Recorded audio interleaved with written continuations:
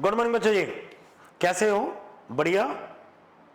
अच्छा, आज आपका इकोनॉमिक्स का पेपर होगा और सबसे पहले तो आपको बेस्ट ऑफ लक इकोनॉमिक्स के पेपर के लिए। अच्छा पेपर दे के आना, लास्ट पेपर है आपका आज। और हम आज आपके साथ जो है आपके पेपर जो है फिनिश हो जाएंगे आज। तो इसके बाद आप लोगों के लिए हमने विद्यासागर इंस्टीट्यूट में जो आपके सब एग्जाम पेपर्स हुए हैं, अकाउंट्स, स्टेट्स और आपका मैथ्स, लॉ और आपका इकोनॉमिक्स जो आज हो जाएगा तो वो शाम तक आ जाएगा जैसे।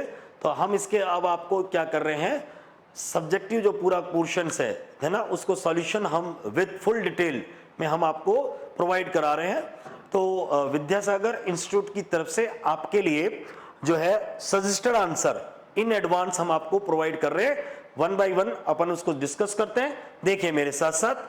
तो फर्स्ट ऑफ ऑल हम सबसे पहले वन बाय वन क्वेश्चन जो आपके एग्जाम में आए हैं उनको बिल्कुल मतलब ब्रॉडली अगर बोले तो इन डिटेल्ड, ब्रीफ में नहीं, इन डिटेल, ठीक है, वो हम डिस्कस करेंगे। कौन सी चीज आपको क्या करके आनी चाहिए थी। मैंने आपको, हम लोगों ने क्या किया है, आपको जो है सॉफ्ट कॉपी आपको जो है हम अपने टेलीग्राम ग्रुप पर भी दे देंगे और आपके पास यूट्यूब पे भी आ जाएगा।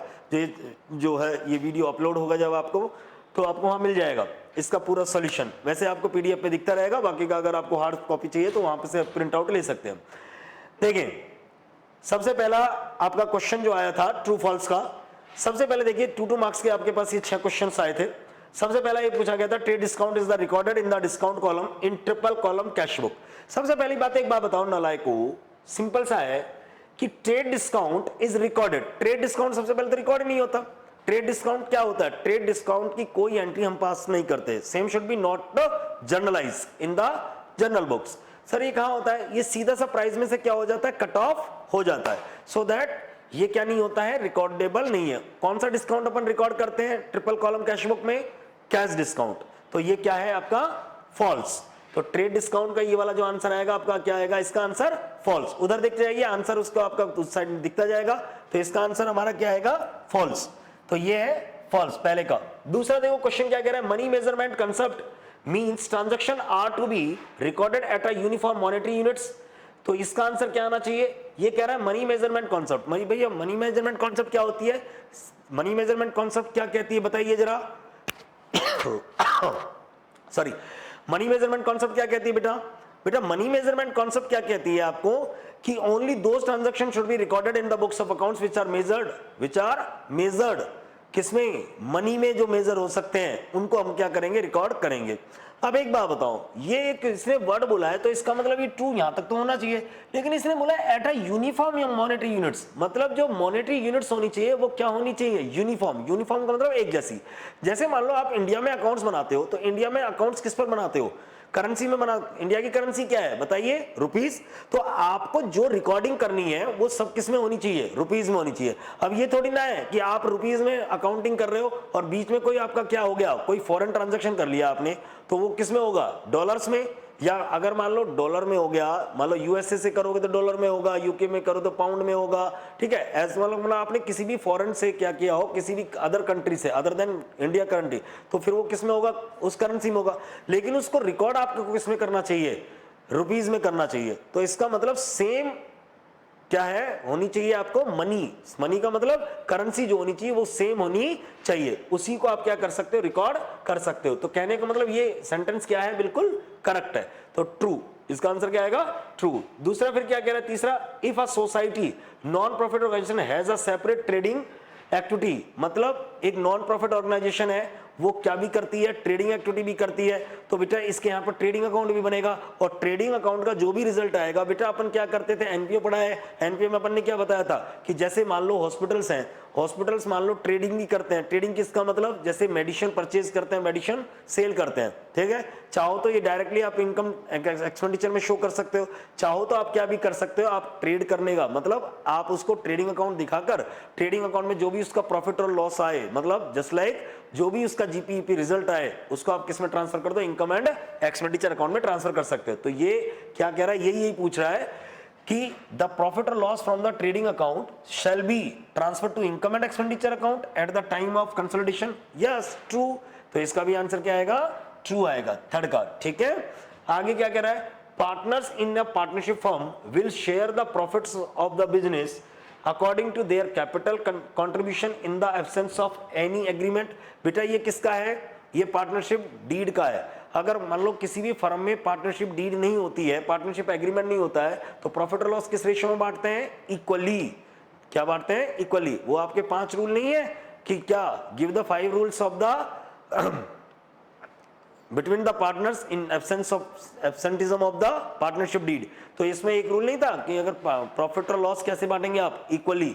तो इसका मतलब ये वाला क्या कह रहा है, ये फोर्थ कैपिटल कंट्रीब्यूशन में गलत है, तो ये क्या है, फॉल्स, ठीक। इसके बाद क्या है, LLP should have 2 designated partner who are resident in India. तो ये भी क्या है, गलत है, क्योंकि अगर एलएलपी में क्या होता है, एक पार्टनर क्या होना चाहिए, रेजिडेंट इंडियन होना चाहिए, ठीक है, एक पार्टनर, समझ गए, 2 नहीं होने चाहिए, कितना होने चाहिए, 1 होना चाहिए कम से कम। चाहे एक, चाहे किसका हो सकता है, दूसरे देश का हो सकता है, एनआरआई हो सकता है, ठीक है। तो ये क्या है, फॉल्स है ये भी। उसके बाद a non profit organization registered under section 8 of the companies act 2013 can distribute its surplus among its members. मतलब इन नॉन प्रॉफिट ऑर्गेनाइजेशन जो होती है, इन non profit organization registered under section 8 of the companies act 2013 can distribute its surplus among members. मतलब ये क्या अपने प्रॉफिट्स किस में बांट सकती है, मेंबर्स में बांट सकती है, गलत। नॉन प्रॉफिट ऑर्गेनाइजेशन क्या नहीं कर सकती, अपने प्रॉफिट किस में नहीं बांटती, मेंबर्स में नहीं बांटती, ठीक है। ये मिसप्रिंटिंग हुआ पड़ा है, ये है फॉल्स है, ठीक है बेटा, ये फॉल्स है, ये मिसप्रिंट हुआ पड़ा है, ये जो है ये फॉल्स है, समझ गए, फॉल्स। बात समझ बैठी बेटा, ठीक है, ये ध्यान रखना, ये फॉल्स है बेटा, एक्चुअली क्या है, ये मिसप्रिंटिंग है, फॉल्स है ये, 6th का आंसर, ठीक है। चलिए अब आओ आपके ये ट्रू फॉल्स के बाद छोटे छोटे ये क्वेश्चन थे। क्या कह रहा है, explain the following, what are the objective of accounting standard. बेटा अकाउंटिंग स्टैंडर्ड आपको हमने जब थ्योरेटिकल पार्ट पढ़ा रहे थे, ठीक है, हमने बोला था कि ज्यादा इंपॉर्टेंट नहीं, लेकिन फिर भी थ्योरी क्या करनी चाहिए, अपन लोगों को पढ़नी चाहिए, क्योंकि ये आपको आगे इंटर में काम आएंगी, ठीक है। आपको क्या कह रहा है, देखो, what are the objective of accounting standard. Accounting standard का ऑब्जेक्ट क्या, स्टैंडर्ड्स का मतलब होता है बेंचमार्क, बेंचमार्क का मतलब फॉर डूइंग समथिंग। अकाउंटिंग अगर वर्क करते हैं तो अकाउंटिंग करने के लिए हमने बेंचमार्क क्या कर दिए, क्या कर दिए, हाँ बेंचमार्क हमने क्या कर दिए, बना दिए, मेक आउट कर दिए, तो उनको हम क्या बोलते हैं, अकाउंटिंग स्टैंडर्ड्स। तो अकाउंटिंग स्टैंडर्ड्स क्या करते हैं, अकाउंटिंग स्टैंडर्ड का प्राइमरी ऑब्जेक्टिव है यूनिफॉर्मिटी क्या करना, प्रोवाइड करना, प्रोवाइड द यूनिफॉर्मिटी। यूनिफॉर्मिटी का मतलब एक जैसा, सभी सीए लोग, सभी अकाउंटेंट लोग किसी भी अकाउंटिंग ट्रीटमेंट को करते समय एक ही जैसा सोचें, उसको क्या कहते हैं, यूनिफॉर्मिटी।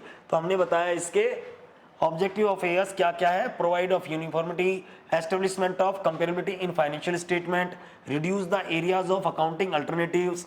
मतलब ये क्या क्या कर सकता है, मतलब जहां अल्टरनेटिव है उनको रिड्यूस कर देता है। बहुत सारे अल्टरनेटिव आप अपन ऐसा भी कर सकते हैं, अपन ऐसा भी कर सकते हैं, तो लेकिन उन अल्टरनेटिव्स को क्या करता है, ये रिड्यूस करता है, ठीक है।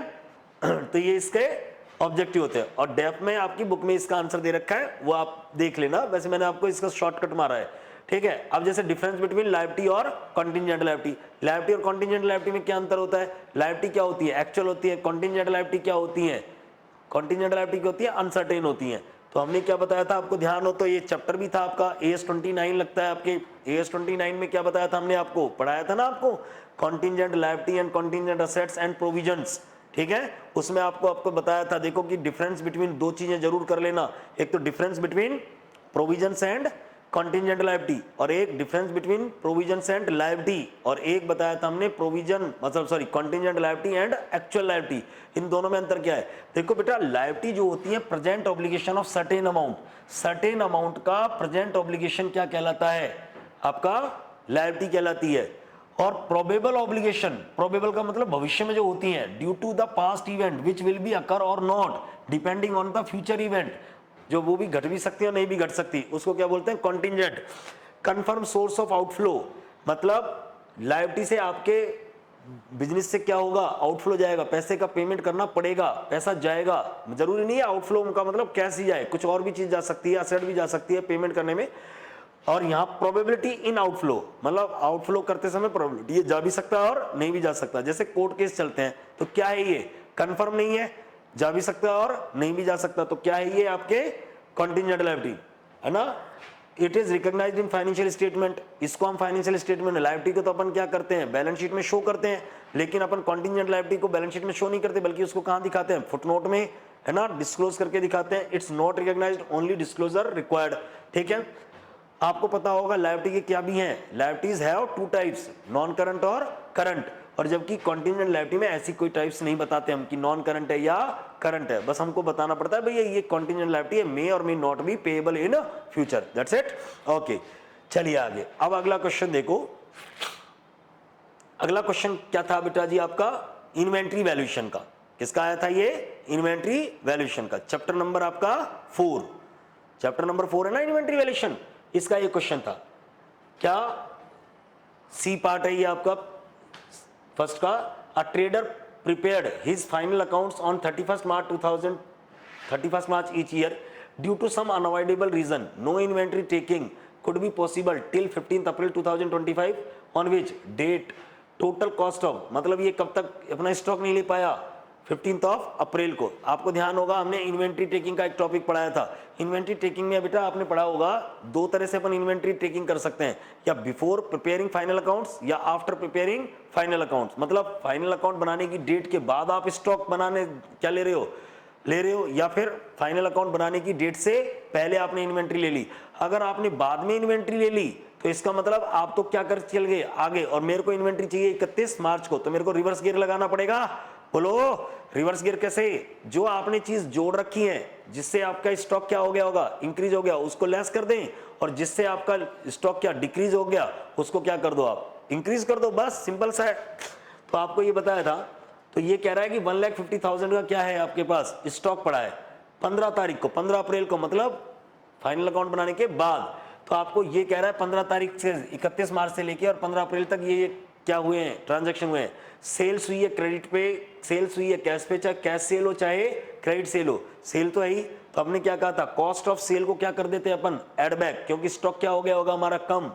फिर परचेजेज है, परचेजेज अगर 31 मार्च से लेकर 15 अप्रैल के बीच में अगर परचेज की होंगी तो स्टॉक क्या हो गया होगा, मेरा बढ़ गया होगा, इसको क्या कर देना चाहिए, रिड्यूस कर देना चाहिए। ठीक है, फिर उसके बाद क्या कह रहा है, on 25th March goods of the sales value 30,000 were sent on sales or approval, मतलब sales or return basis approval पर भेजा।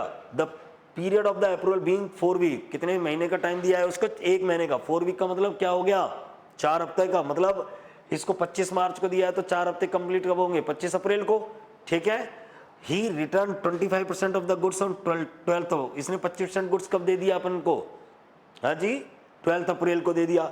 और अप्रूविंग द रेस्ट, बाकी का क्या कर लिया उसने, अप्रूव कर दिया, मतलब रख लिया। The customer was build on 25 अप्रैल, क्या करा, 25 अप्रैल को हमने बिल कर दिया उसका। तो एक बात बताओ, सीधा सा है, ये स्टॉक जो है 1,50,000, इसमें जो इसने 25% लौटाया होगा ये तो क्या होगा, इसमें इंक्लूड होगा कि नहीं होगा। तो एक बात बताओ, 30,000 का 25% कितना होता है, 7500। तो 7500 की जो कॉस्ट होगी वो तो आपके पास, जो कॉस्ट होगी वो तो आपके पास आ ही चुका, तो वो तो इस 1,50,000 में क्या होगा, इंक्लूड होगा। अब बाकी का बचा कितना आपके पास, 22,500 का, 22,500 का जो बचा उसमें आपने क्या, उसकी कॉस्ट कितनी होगी, जो इसमें जीपी घटा देंगे तो क्या आ जाएगा अपने पास, उसकी कॉस्ट को अपन ऐड कर लेंगे। आगे क्या कह रहा है, the trader has also received goods costing 10,000 in March for sale on consignment basis, मतलब ये किसी दूसरे आदमी का गुड्स भी क्या करता है, बेचता है, वो भी इसके गोदाम में पड़ा है। तो 50% of the goods had been sold by 31 March and another 25% by 15 April, मतलब उसने 50% माल तो पहले 31 मार्च से पहले बेच दिया, 25% बाद में बेच दिया। अभी इसके पास अभी कितना परसेंट और पड़ा होगा, अभी 25% गुड्स और पड़ा होगा। बोलो 10,000 का 25%, अरे 50 और 25 75% तो बेच दिया, कितना और पड़ा होगा 25%। अब ये 25% जो स्टॉक है 10,000 का 25%, 2500, ये स्टॉक किसका है, अपना है या कंसाइनर का है, कंसाइनर का। तो कंसाइनर का स्टॉक क्या अपना स्टॉक होता है क्या, बोलो नहीं ना। समझ रहे हो? तो अपन क्या करेंगे, इसको क्या करेंगे, लेस कर देंगे, क्योंकि ये अपने स्टॉक में शामिल है, तो इसको स्टॉक में से क्या कर देंगे अपन, माइनस। क्या कर देंगे, माइनस, क्योंकि ये अपने स्टॉक में इंक्लूड है। समझ रहे हो मेरी बात? देखो अब आगे, अब ये क्या कह रहा है, goods are sold by the trader at profit of 20% on sale. वो प्रॉफिट कितना कमाता है इसका, सेल्स का 20% कमाता है। तो you are required the ascertain the inventory valuation. तो देखो सिंपल सा है, मैंने आपको बताया था सबसे पहले 15 तारीख को स्टॉक कितने का है, 1.5 लाख का। ये 1.5 लाख 15 तारीख का है, तो आपने जो गुड्स बेचा होगा उसकी कॉस्ट, तो cost of goods sold, total sale 1,25,000 है, इसमें जीपी कितना परसेंट है, 20%, 20% ऑन सेल, 20% ऑन सेल। अरे इसने क्या कर दिया, ये goods are sold by the trader at a profit of 20% on sale है, 20% ऑन सेल, 20% ऑफ सेल निकालो कितना हो गया, सीधा सीधा सेल दे रखी है आपको, तो भैया ये भी देखो कितना है ये।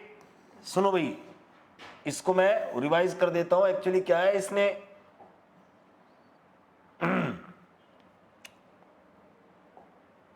देखो भैया, मैं आपको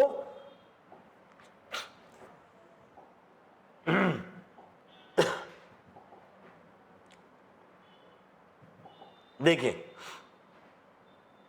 ओहो चलो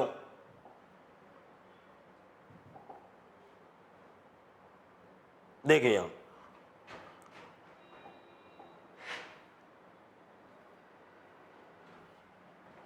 आइए, एक तो आपका इसको सही कर लेना, मिस प्रिंटिंग हो गया बेटा, ये कई बार हो जाता है।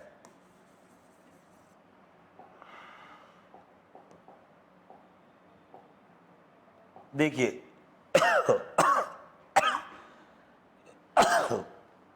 सॉरी, फॉल्स, ठीक है। इधर आइए, इसमें देखो क्या करना है अपने को, सीधा सीधा सा है, इसमें सिंपल सा क्या करना पड़ेगा अपने को, सही करना है। देखिए कैसे, बिल्कुल सिंपल सा है। क्या करेंगे अपन लोग, देखिए जी, हाँ देखो अपन क्या कह रहे थे, आप इसको सही कर लेंगे भाई। देखो 1,50,000 का स्टॉक कब है आपका, 15 अप्रैल का है ना, तो 15 अप्रैल के में इसके बाद क्या करेंगे अपन लोग, 15 अप्रैल के बाद क्या करेंगे बेटा, देखो 1 लाख क्या है, आपने क्या किया था, सिंपल सा था, ये सेल करी थी, तो 15 अप्रैल तक जो सेल करी थी उसको क्या कर दीजिए आप, कितना है ये 70 और 25, फिर ये क्या हो गया, ये इसने गलत कैसे लिख दिया यार, ये 70 और 25 95 होना चाहिए, तो ये मिसप्रिंट कैसे कर दिया इसने इस क्वेश्चन को, 95 होना चाहिए, 95 कर रखा था हमने तो। चलो मैं अब इसको सही कर देता हूं, इसको पूरा। यस बच्चों, देखो बेटा थोड़ा सा मिसप्रिंटिंग हो गया हो ना, उसको सही कर दिया है। चलो देखो देखो क्या हुआ था, देखो आपको क्या किया था, सेल्स है 70 और 25, कितनी होगी बेटा जी ये 70 और 25 कितनी होगी बेटा, 95 हो गई। 95 अपन ने यहां लिखा, 95 में क्या जुड़ा पड़ा है, प्रॉफिट जुड़ा पड़ा है, कितना परसेंट, 20%।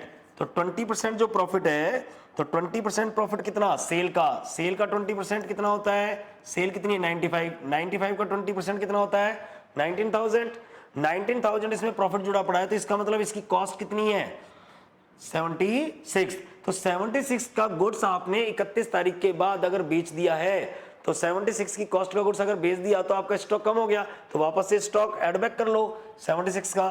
फिर कह रहा है cost of goods with customer, बेटा ये वाला जो पॉइंट है, आपने 25 तारीख को जब माल बेच दिया होगा तो स्टॉक कम हो गया होगा 31 तारीख को, लेकिन वो गुड्स क्या है, आपको कब हुआ इसकी अप्रूवल, वो कह रहा है 12 अप्रैल को। तो इन्होंने क्या किया है, कुछ तो स्टॉक तो इसने 12 अप्रैल को क्या कर दिया, लौटा दिया। तो 12 अप्रैल को अगर आ गया 25% स्टॉक, तो वो तो आपका 12 अप्रैल को आ गया होगा, तो इस 1.5 लाख रुपए का जो 1,50,000 के स्टॉक है इसमें ये जुड़ गया होगा इसकी कॉस्ट।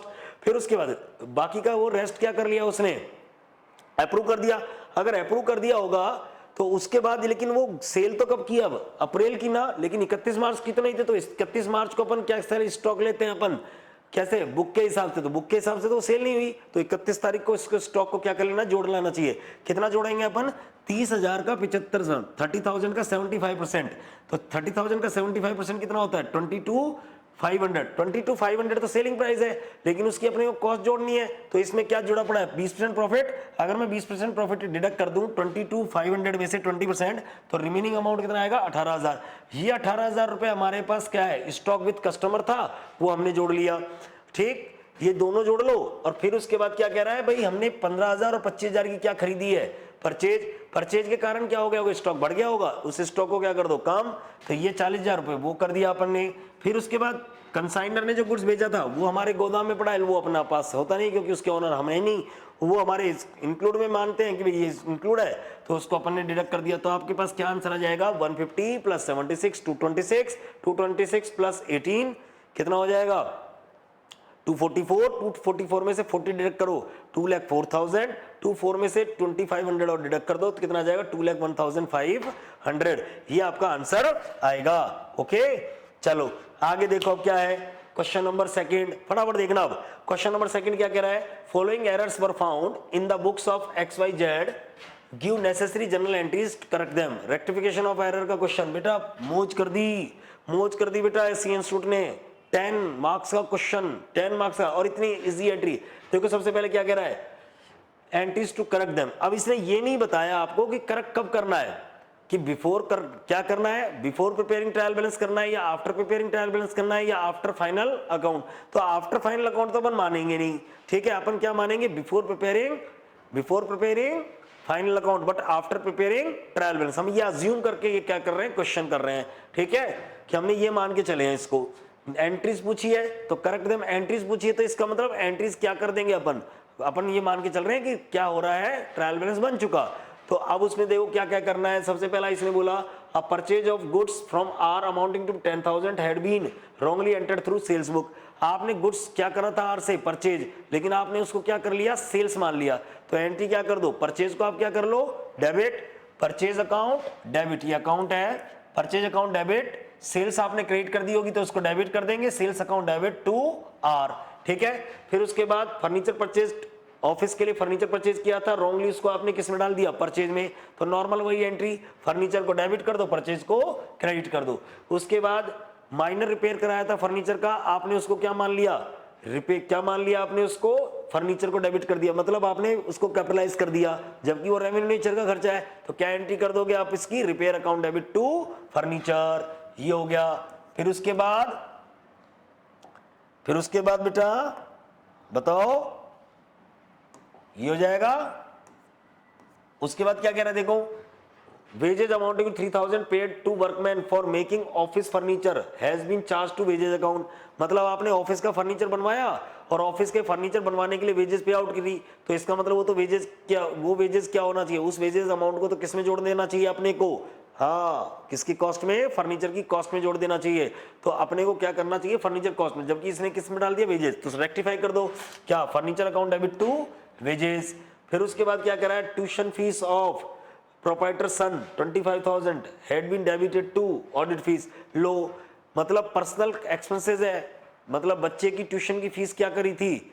बिजनेस से दी थी, और उसने उसको किस में डाल दिया? ऑडिट फीस में, रॉन्गली कर दिया, जबकि पर्सनल है। तो drawing account debit to audit fees, ये वाली एंट्री जाएगी। फिर an amount 10,000 due from Mohan which had been written off as bad debts. मतलब मोहन जो से हम 10,000 रुपए मांगते थे वो क्या हो गया? बैड डेट्स हो गए प्रीवियस ईयर में। वाज अनएक्सपेक्टेडली रिकवर्ड, ये बेटा आपके चैप्टर का ही पॉइंट आ गया है। Posted to the personal account of Mohan, आपने उसको क्या मान लिया? आपको एंट्री क्या करनी चाहिए थी? क्या एंट्री करनी चाहिए थी? Cash account debit to bad debts recovered, जबकि इसने एंट्री क्या कर दी? Cash account debit to Mohan. तो मोहन को क्या कर दिया इसने? गलत क्रेडिट कर दिया। मोहन को क्या करो? Debit. Mohan debit to bad debts recover.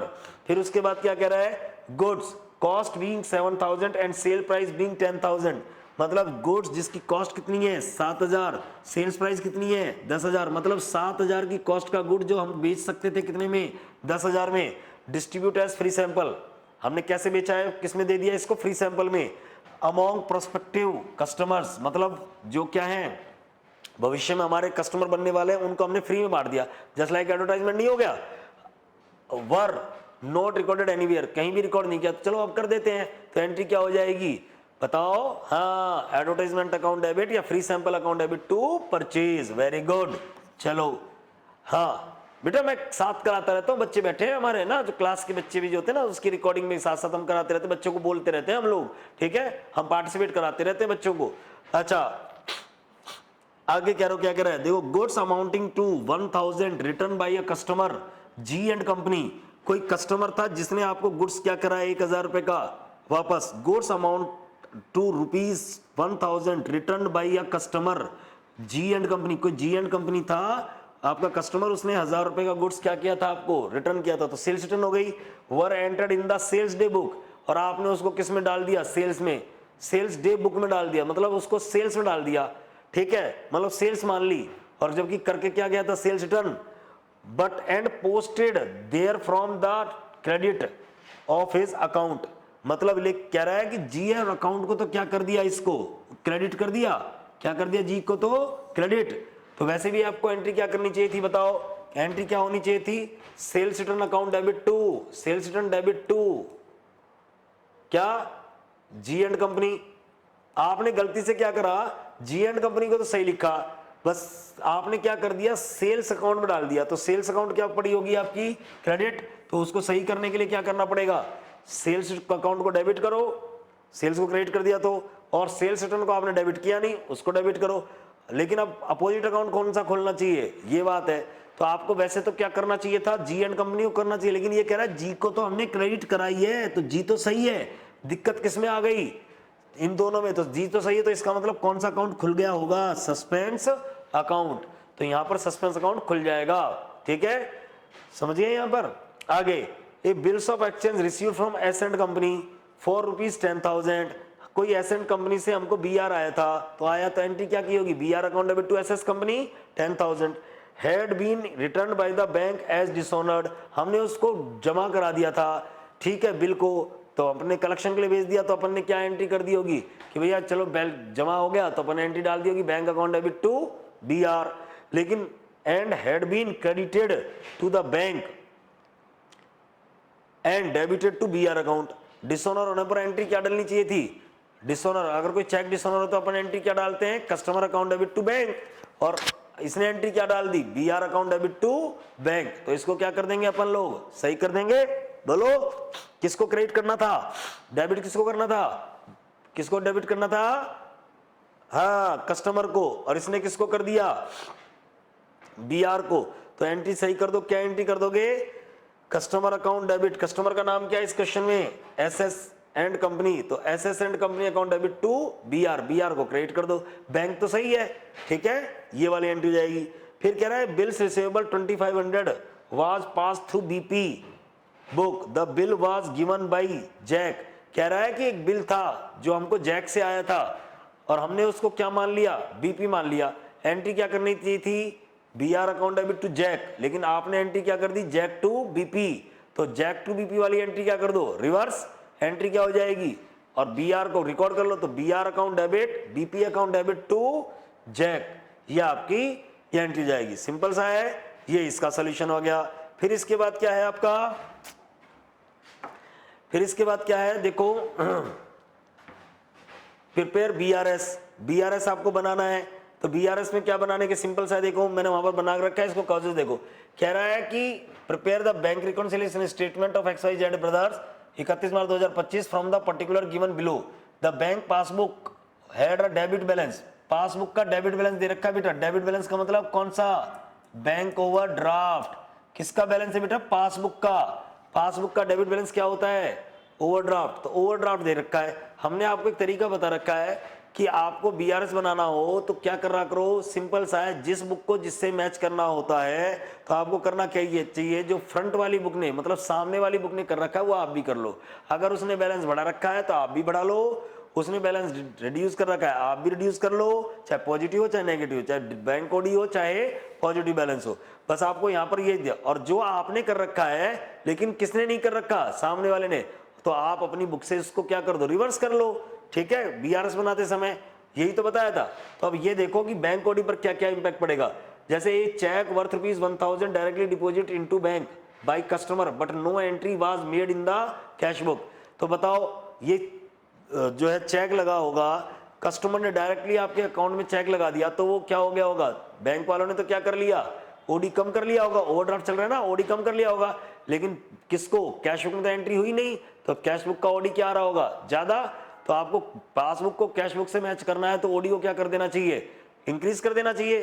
तो देखो मैंने आपको लिख रखा है causes which increase the OD. तो पहला वाला जो सेकंड वाला जो ना चेक वाला, ये अपन ऐड कर देंगे, ठीक है, ये प्लस हो जाएगा, मतलब ओडी को बढ़ा देंगे अपन। आगे कह रहा है out of cheque issued, out of cheque issued कह रहा है, देखो out of cheque issue worth ₹85,000 cheque amounting to be 50,000 only were presented for payment till 31 March. अपन 85,000 के चेक क्या किए थे, इशू किए थे, लेकिन उसमें से कितने चेक ये अभी तक बैंक में आए हैं, 50,000 के।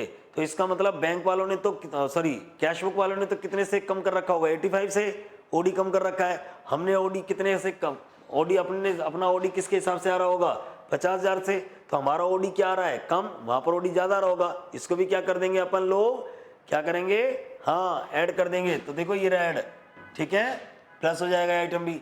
ए cheque for 10,000 received and enter in the cash book but it was not sent to the bank.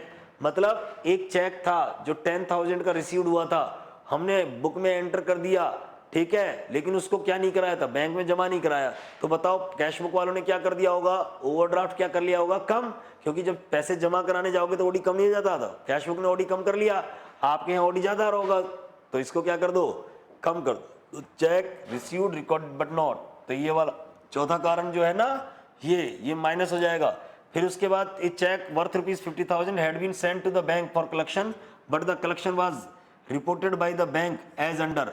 मतलब कुछ चेक हमने क्या किए थे, कलेक्शन के लिए भेजे थे, डिपॉजिट कराए थे, लेकिन उसमें से 31 मार्च से पहले 35,000 रुपए के चेक क्या हुए हैं, क्लियर हुए हैं, और 10 अप्रैल को 10,000 के और 12 अप्रैल को 5,000 के। तो इसका मतलब ये जो दो चेक हैं, ये दो चेक हैं, ये क्या नहीं हुए, कलेक्ट नहीं हुए।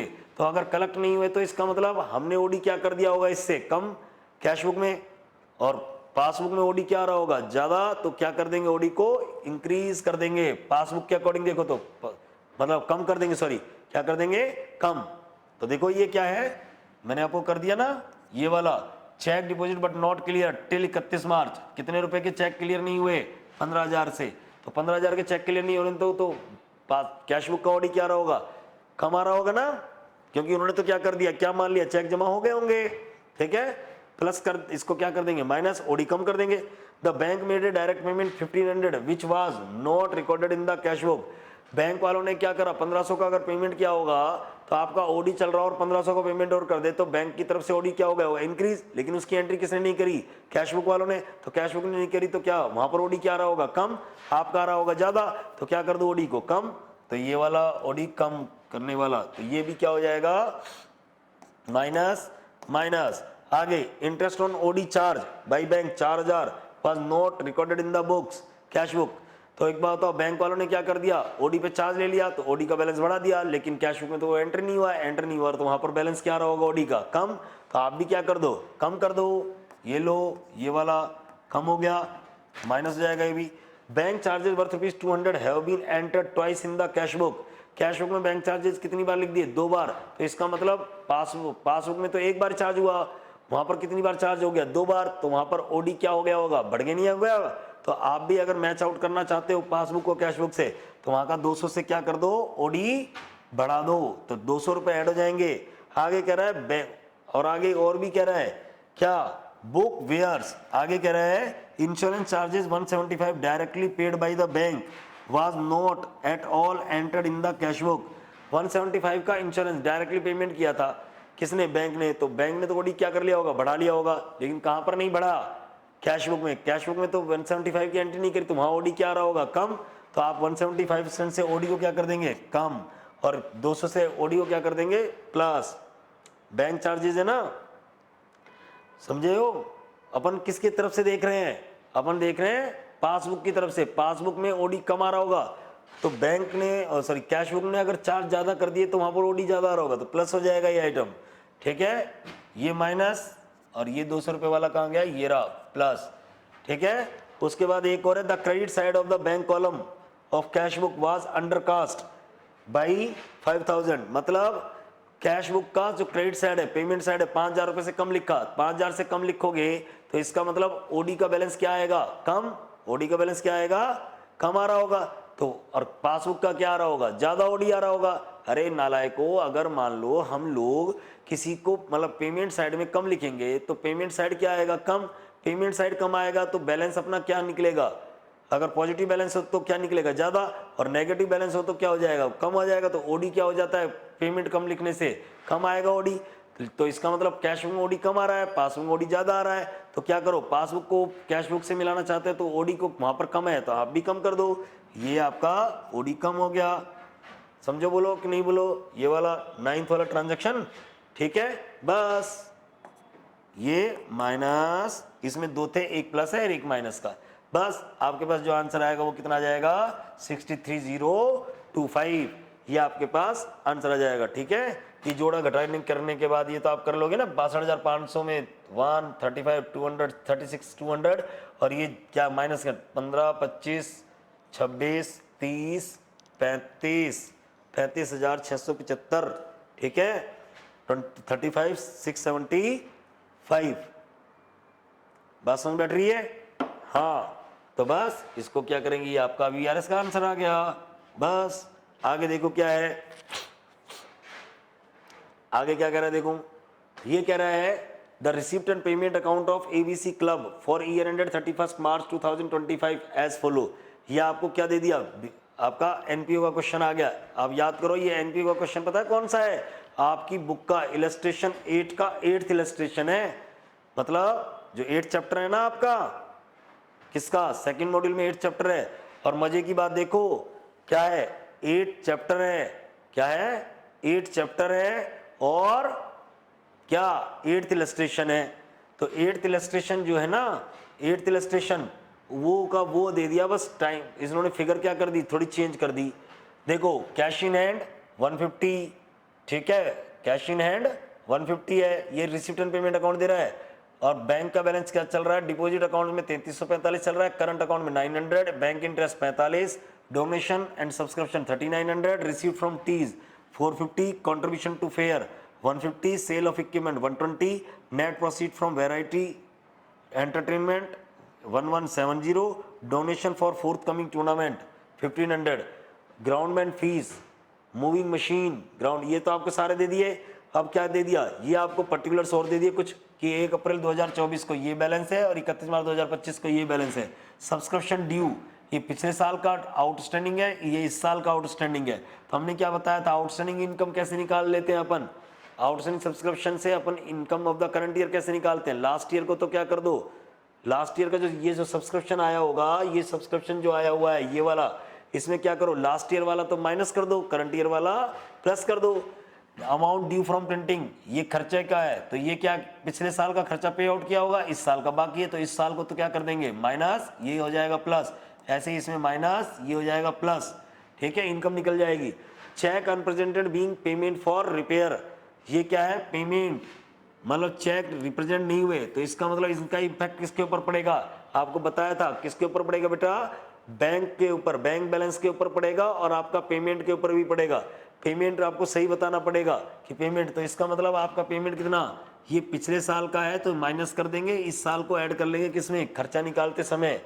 Estimated value of machinery and equipment शुरू में कितनी थी 1200 और अब कितनी है 2625, इसका मतलब परचेज की होगी, तो देखो परचेज कर रखी है ना मशीन, ये 2250 अपन क्या कर लेंगे, इसमें क्या कर लेंगे, जोड़ लेंगे। और इसमें मशीन क्या भी कर रखी है, बेचा भी है, सेल ऑफ इक्विपमेंट 120 का, इसको क्या कर देंगे, इसमें से माइनस कर देंगे, क्या कर देंगे माइनस, तो क्या आ जाएगा, फिर इसको कंपेयर करके अपन किससे कर लेंगे कंपेयर, इससे, तो डिफरेंट जो आ जाएगा वो क्या आ जाएगा आपका डेप्रीसिएशन, क्या आ जाएगा डेप्रीसिएशन। इसके बाद interest not yet entered in the passbook, passbook में इंटरेस्ट क्या नहीं हुआ, रिकॉर्ड नहीं हुआ, लेकिन इसका मतलब अर्न हो चुका है, earn but not received, earn but not received accrued हो गया।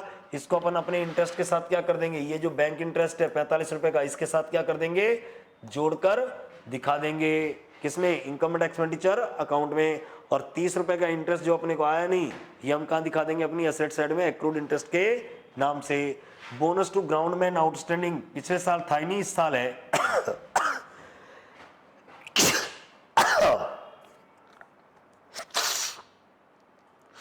तो इसका मतलब बोनस टू ग्राउंडमैन अगर है तो ये आपके लिए क्या है, खर्चा भी है और एक तरह से जस्ट लाइक लायबिलिटी भी है। तो मतलब आपने पेमेंट नहीं किया बोनस का, तो इसको क्या कर दो, इनकम एंड एक्सपेंडिचर में तो एक्सपेंसेस मानेंगे, और पेमेंट नहीं किया तो ये लायबिलिटी होगी। आपको बस यही कह रहा है क्या बनाओ ये, और कह रहा है for the year ended 31 March 2015 the honorarium to the secretary and treasurer are to be increase by a total of 3 lakh. मतलब कह रहा है होनोरेरियम का जो क्या है, होनोरेरियम सेक्रेटरी का जो क्या है, मतलब होनोरेरियम टू द सेक्रेटरी और ट्रेजर का जो अमाउंट है वो क्या कर दिया, बढ़ा दिया, 3 लाख रुपए से बढ़ा दिया। पहले कितना देते थे भाई, पहले होनोरेरियम का पेमेंट देखो आपको कहां से पता चलेगा, ये रहा 600 होनोरेरियम टू सेक्रेटरी एंड ट्रेजर 2024 का दे रहा है 6 लाख, तो 1600,000 है ना फिगर। तो इसका मतलब क्या हो गया, 600,000 का मतलब क्या हो गया, 6 लाख नहीं हो गया क्या, तो 6 लाख रुपए का आपका था। अब तो इसका मतलब ये तो कब का है, पिछले साल का। अगर आपने इस साल पेमेंट किया तो ये पिछले साल का आउटस्टैंडिंग था, हाँ या ना, तो इस साल पेमेंट हो गया। अब इसका मतलब इस साल का आपने क्या नहीं किया, पेमेंट नहीं किया, तो कितना पेमेंट करना पड़ेगा, 6 लाख और 3 लाख, कितना इस साल का जो आपका खर्चा हो जाएगा, कितना हो जाएगा इसका होनोरेरियम का 9 लाख, कितना हो जाएगा 9 लाख, ठीक है, समझ गए। अब आपके ये क्या है, ये बैलेंस दे दिया आपके, ये क्लोजिंग बैलेंस है, ये क्लोजिंग बैलेंस शीट में चले जाएंगे आपके, किस में चले जाएंगे, क्लोजिंग बैलेंस शीट में। अच्छा, फोर्थ कमिंग टूर्नामेंट भी क्या है, फोर्थ कमिंग का मतलब आने वाला, तो इसका मतलब ये भविष्य की बात कर रहा है, तो ये क्या है आपके लिए, लायबिलिटी, क्या है ये, लायबिलिटी, तो ये लायबिलिटी साइड में चली जाएगी। तो इसका सॉल्यूशन ये रहा, ये सारा मैंने आपको करके दिखा दिया है। देखो सबसे पहले क्या करेंगे, ग्राउंडमैन की फीस जो लिखी हुई है वो लिख देंगे, rent of godown ground, rent of ground कितना है 375, फेयर एक्सपेंसेस 600 है, लेस कंट्रीब्यूशन आपको मिला था 150 का, वो 450 नेट ऑफ कर देंगे। प्रिंटिंग एंड ऑफिस एक्सपेंसेस 390 कैसे कर दिया मैंने, जो आपको दे रखा है उसमें क्या कर दिया, जोड़ दिया और घटा दिया 390। रिपेयर का कितना है 690 का, कैसे निकाला मैंने रिपेयर का जो बिल था ना उसको प्लस माइनस करके, और नहीं तो मैंने आपको बता दिया डिट्टो, ये एग्जांपल बिल्कुल आपकी किसका है, बुक का है, इलस्ट्रेशन नंबर 8। आप ऐसे कर लेना, आपकी बुक का जो इलस्ट्रेशन नंबर 8 है ना, इलस्ट्रेशन नंबर 8 आईसीआई का जो क्या है, आईसीआई का इलस्ट्रेशन नंबर 8 चैप्टर 8, ठीक है, चैप्टर 8 का इलस्ट्रेशन नंबर 8 देख लेना। सेम डिट्टो ये का ये है, जो वैल्यूज हैं वो उसने क्या कर दी 1.515 मतलब 150% से इंक्रीज कर दी, मतलब 50% ऐड ऑन करके सारी वैल्यू में 50% क्या कर दो, एनहांस कर दो, सारी वैल्यूज वो की वो हैं। तो ये आपको क्वेश्चन अपने क्लास में भी कराया था, सॉल्यूशन सिंपल सा है, ये आपको करना था, ठीक है भाई। इसमें मेन टॉपिक थे, एक तो इंटरेस्ट का ट्रीटमेंट था, एक डेप्शन का था। डेप्शन देखो ऐसे निकल जाएगा आपका है 4, और ये जो है टी का और रिसिप्ट फ्रॉम टी, इसको आपने नेट ऑफ करके दिखा सकते हो, या फिर टी का एक्सपेंसेस यहाँ दिखा दो, टी की रिसिप्ट यहाँ दिखा दो, ठीक है। बोनस टू ग्राउंडमैन है वो आपको 450 बाकी है, और ये लायबिलिटी भी बनेगी। होनोरेरियम टू ट्रेजर वो कितनी है 900 रहेगा वो तो, क्योंकि पिछले साल 600 था, अब 3 लाख का और बढ़ा दिया तो 9 लाख हो जाएगा, ठीक है। अब आपको क्या चाहिए था, आपको एक बात बताओ, बैलेंस शीट भी बनवा रहा है, तो बैलेंस शीट बनाने के लिए कैपिटल फंड चाहिए, तो पिछले साल की क्या बनाओ आप, बैलेंस शीट। पिछले साल की बैलेंस शीट किससे बन जाएगी, जो आपके क्या है आपके लायबिलिटी। तो पिछले साल की लायबिलिटी क्या थी, सिर्फ एक तो थी क्या, आउटस्टैंडिंग एक्सपेंसेस था आपका, एक तो दे रखा क्वेश्चन में 150 का, और 600 का क्या था, होनोरेरियम ट्रेजर बाकी था वो 750। कैश इन हैंड आपको पिछले साल का दे रखा है, डिपॉजिट सर ये कहाँ दे रखा है, नाल ओपनिंग जो बैलेंस होता है ये जो ओपनिंग बैलेंस है ना, ये ओपनिंग बैलेंस पिछले साल के क्लोजिंग नहीं थे क्या, तो ये आपकी एसेट थी, लिख दिया। सब्सक्रिप्शन ड्यू कहाँ से आया, सर ये पिछले साल 225 का सब्सक्रिप्शन अगर ड्यू था तो पिछले साल की एसेट थी, उसको यहाँ लिख देंगे, बोलो आया ना। मशीनरी कितने की है 1200 की, पिछले साल दे रखी है वो, तो ये तो क्या आएगा, टोटल आ गया। इससे क्या निकाल लिया मैंने, ये बैलेंसिंग फिगर से कैपिटल फंड अब मैं यहाँ ले आऊंगा, कैपिटल फंड में ऐड इस साल का सरप्लस जो भी है वो लिख दूंगा। फोर्थ कनिंग टूर्नामेंट का आपको क्या है, फंड है, तो टूर्नामेंट फंड डोनेशन आपको 1500 रुपए यहाँ लाइबिलिटी साइड में दिखाना है, बस दैट्स इट। ठीक है, चलो आगे आओ। अब एक क्वेश्चन ये आया था आपका सेकंड का बी, थर्ड का बी, देखो इस क्वेश्चन को देखना ढंग से, ये एडमिशन का क्वेश्चन था। देखो क्या कह रहा है, एडमिशन का क्वेश्चन था, देखो बेटा क्या कह रहा है, ये सिंपल सा था, A B C partner sharing profits and losses in the ratio of 2:2:1। Trial balance sheet, मतलब आपको देयर बैलेंस शीट बोल रहा है, their balance sheet as on 31 March 2024 is as follow. कितना लायबिलिटीज दे रखा है, trade creditor 19,275, outstanding liability 2250, general reserve क्या है 9750, कैपिटल तीनों पार्टनर की दे दी, इधर land and building, furniture, closing stock, सन्डी debtor, cash and bank balance ये आपको दे दिए। ठीक है, समझ गए। अब आगे ये कह रहा है the partners have agreed to take D as a partner. Admission का है क्वेश्चन, सीधा सा है, जो मेन पॉइंट है वो फटाफट डिस्कस कर लो इसको। सिंपल सा है, देखो नया पार्टनर आएगा, वो कह रहा है भाई मैं 7500 रुपए तो क्या लेके आ रहा हूँ, capital and required sum of goodwill, और जो भी रिक्वायर्ड होगा मैं गुडविल ले आऊंगा। अब गुडविल कितने की लाएगा वो, D shall bring 7500 towards his capital and required sum of goodwill, मतलब वो कैपिटल के लिए कितना लाया 7500 रुपए, और कितने का जो भी जरूरत पड़ेगी गुडविल के लिए लेके आएगा। ठीक है, 7500 रुपए टुवर्ड हिज कैपिटल लाएगा and required sum of goodwill, और गुडविल लेके आएगा। द वैल्यू ऑफ स्टॉक, अब ये क्या है, ये रिवैल्यूएशन की बात आ गई। असेट मतलब स्टॉक क्या हो गया, इंक्रीज कर दिया। प्रोविजन फॉर डाउटफुल डेट्स क्या कर दिया 10% से, तो बढ़ेगा घटेगा देख लेंगे। फर्नीचर डेप्सिट करवा दिया, लैंड एंड बिल्डिंग को एप्रिशिएट करा दिया, एनहांस। गुडविल वैल्यूएशन कैसे करनी है, क्वेश्चन ने गुडविल की वैल्यू दे दी कितने की 22,500 की।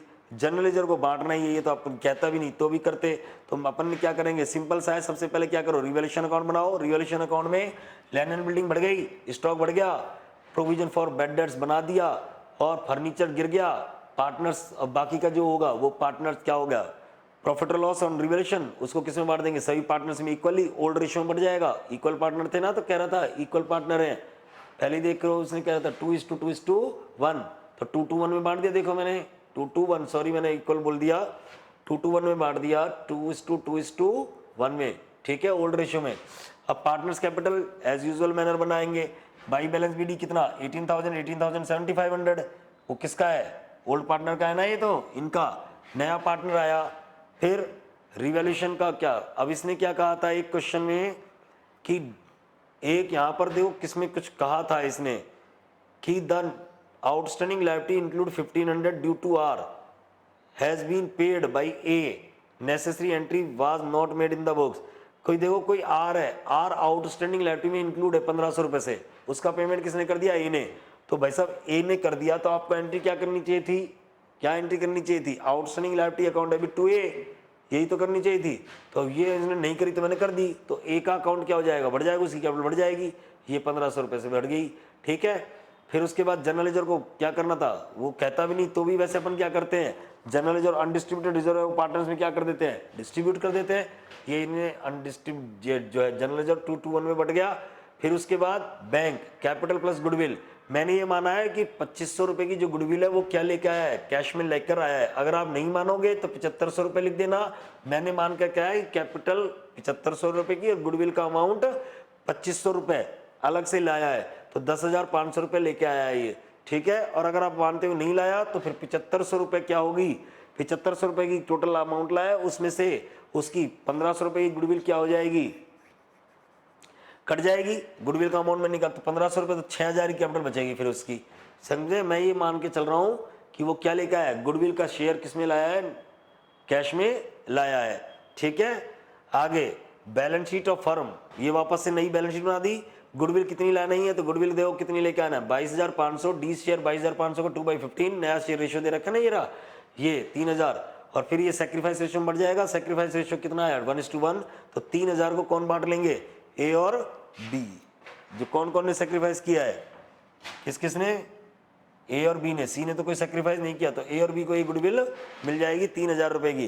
तो एंट्री क्या कर देंगे, एंट्री हो जाएगी क्या, हाँ D account debit, D account debit to A to B, C को तो मिलेगी नहीं। तो देखो मैंने यहाँ पोस्टिंग कर दी है, ये 10,500 लेके आया, उसके बाद बाई डी कैपिटल, डी से मैंने निकाल लिए, किसको दे दिए, ए को दे दिए, बी को दे दिए, और डी की कैपिटल कम कर दी। अगर आप ये कह रहे हो कि गुडविल, अगर क्या मान रहे हो गुडविल कैश में नहीं लाया, तो इसको 7500 करके यहाँ 7500 लिख देना, यहाँ 7500 टोटल आ जाएगा, फिर इसकी कैपिटल 6000 बचेगी, ठीक है। और मैं मान रहा हूँ 3000 रुपये कैश में गुडविल लाया है, तो इससे मेरा कैश का बैलेंस भी इफेक्ट कर जाएगा। कैसे, कैश एंड बैंक 1650 प्लस आप लिखोगे 7500, मैंने लिख दिया 10,500, 3000 गुडविल कैश में मान ली मैंने, ठीक है। अगर नहीं मानो तो आप कितने भी लिख सकते हो, यहाँ 7500 भी लिख सकते हो, कोई दिक्कत नहीं है। मैंने ये मान ली गुडविल कैश में लाया है, ठीक है, समझ गए। अगर आप 2 आवर्स को इस पर्सपेक्टिव में ले लेते हो तो ये आपका हो गया क्वेश्चन नंबर कौन सा, 3 का बी। अब फोर्थ क्वेश्चन देखो, फोर्थ क्वेश्चन किसका आ गया, रिटायरमेंट का, इसका आ गया रिटायरमेंट का क्वेश्चन है बेटा, ये इसका है रिटायरमेंट का। देखो क्या कह रहा है, Amal, Bimal and Kamal were partners sharing profits in the ratio of 3:2:1. The balance sheet of the firm as 31st March 2024 was as under. क्या ये इसका क्या दे रखा है, बैलेंस शीट दे दी, अमल की कैपिटल, विमल कैपिटल, कमल की कैपिटल, ट्रेड पेएबल दे दिए, building, fixtures, office equipment, inventories, trade receivable, cash at bank, ठीक है। ये कह रहा है Amal had been suffering from ill health, और फिर कह रहा है and give notice that the wish to retire, वो रिटायर होना चाहता है। An agreement was therefore entered into as on 31 March 2024 the term which, ये क्वेश्चन बिल्कुल आपकी बुक का ही है।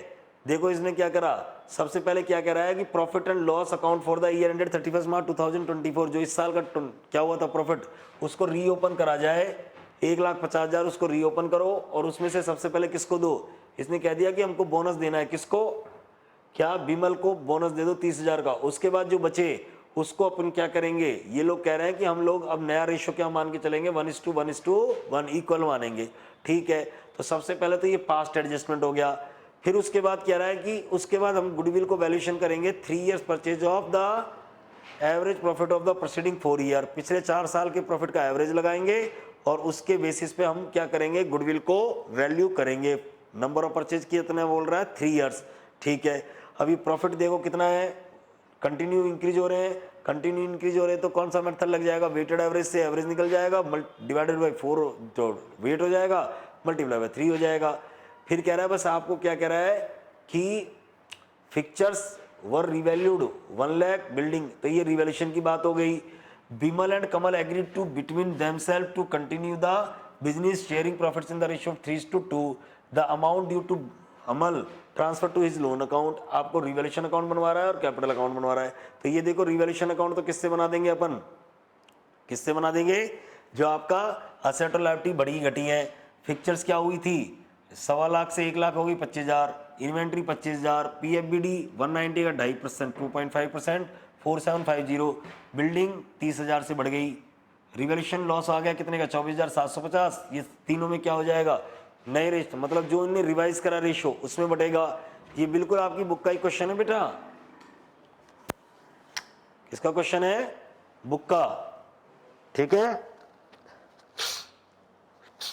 अब क्या, अब कुछ नहीं, सिंपल सा है, अब तो सारा हो गया, ये तो रिवैल्यूएशन बन गया। उसके बाद क्या, कैपिटल अकाउंट बना दो, सबकी क्या रख दिया, कैपिटल सबकी रख दी। इन्होंने एक क्या किया था, सबसे पहले क्या कहा था कि हम रीओपन करेंगे, किसका, P&L अकाउंट को।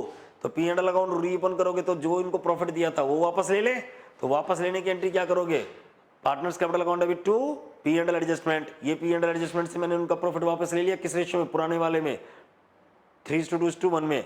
अब इसमें से मैंने फिर क्या किया, 30,000 का क्या दे दिया बिमल को बोनस, बिमल को बोनस देने की एंट्री क्या कर दूंगा, क्या एंट्री कर देंगे, P&L adjustment account debit to Bimal, तो बाई P&L एडजस्टमेंट बिमल को बोनस। अब P&L एडजस्टमेंट में कितना बचेगा, जो रिमेनिंग बचेगा 1:20, वो क्या कर दूंगा, सब में बांट दूंगा।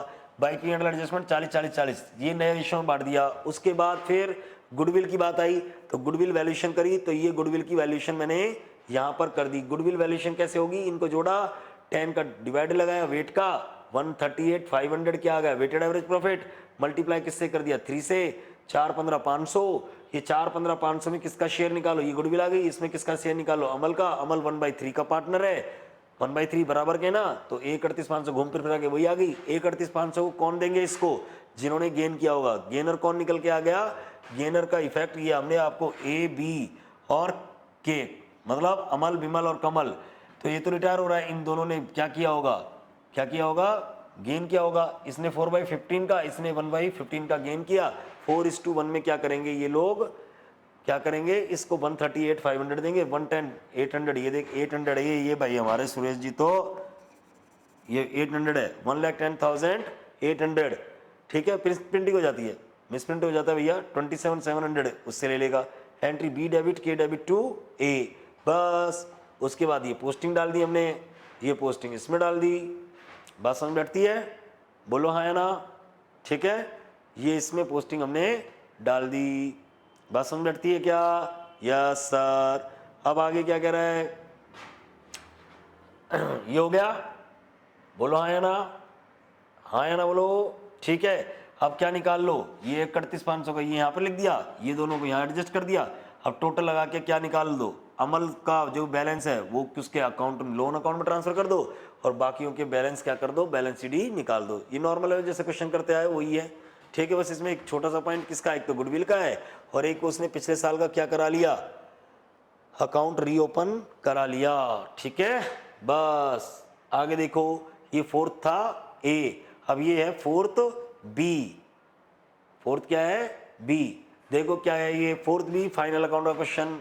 ये आपका इलस्ट्रेशन नंबर 7 है फाइनल अकाउंट में, ठीक है। Final accounts of sole proprietor, chapter number 7, chapter number 7 की यूनिट फर्स्ट है, ठीक है। उसका क्वेश्चन नंबर 7, देखो मजे की बात, चैप्टर नंबर 7 और चैप्टर नंबर 7 का इलस्ट्रेशन नंबर 7, वो क्या है, ये आपका दे दिया, ये आपको sundry creditor, expenses payable, capital, furniture and fixtures, vehicle, trade receivable, cash at bank, inventories, ठीक है। आपको क्या रखा है, during the 24-25 his net profit, revelled net profit 8,37,500, this was after allowing,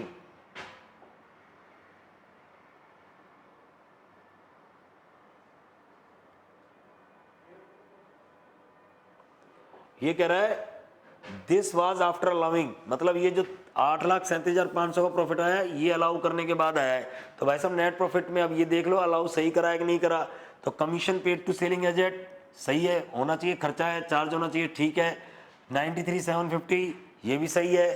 कह रहा है purchase a vehicle 62,500 on 31 March 2025, इन्होंने कोई परचेज किया बताया तो ठीक है, करा होगा। डेप्शन on furniture and fixtures 10% and on vehicle 20%, तो ये कह रहा है डेप्शन लगाया है 10% किस पर, फर्नीचर एंड फिक्चर्स पर, और व्हीकल पर 20% लगाया है, तो डेप्शन तो लगाना चाहिए, कोई दिक्कत नहीं है। प्रोविजन फॉर डाउटफुल डेट्स भी बनाया बताया, ठीक है, तो बनना चाहिए। तो अलाउ करा है तो ये बिल्कुल अलाउ करना ही चाहिए, खर्चे हैं तो अलाउ हो गए।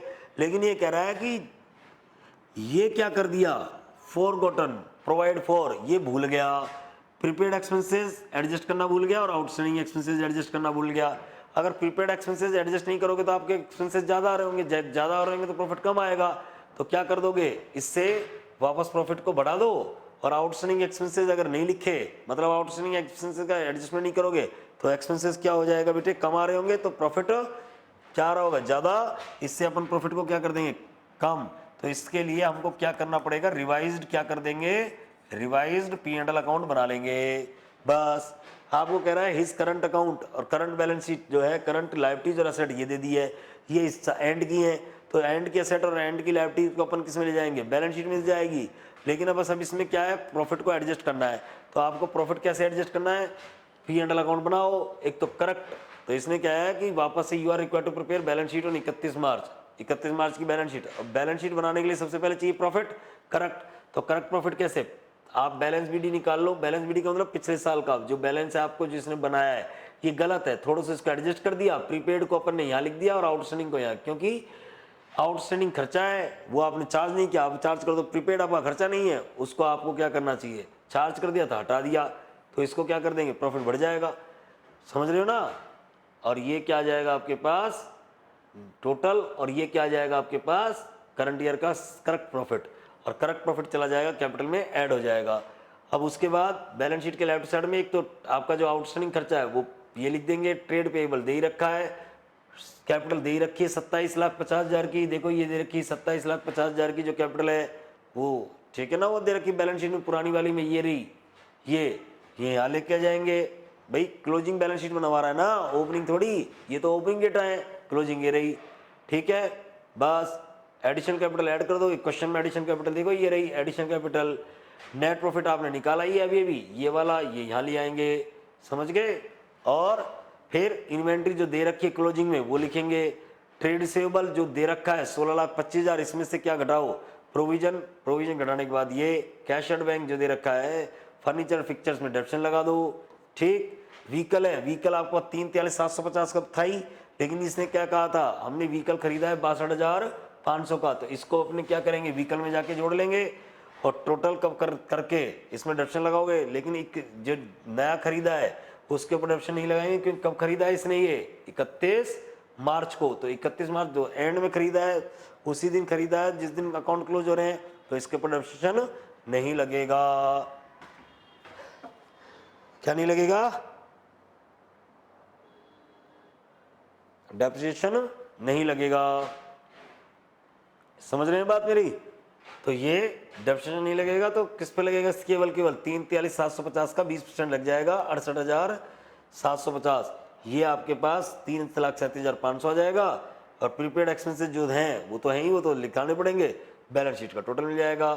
बस ये बिल्कुल आपका इलस्ट्रेशन नंबर 7 है, चैप्टर नंबर 7 का, यूनिट फर्स्ट का। ओके, आगे देखो, ये फोर्थ का क्या था, बी क्वेश्चन।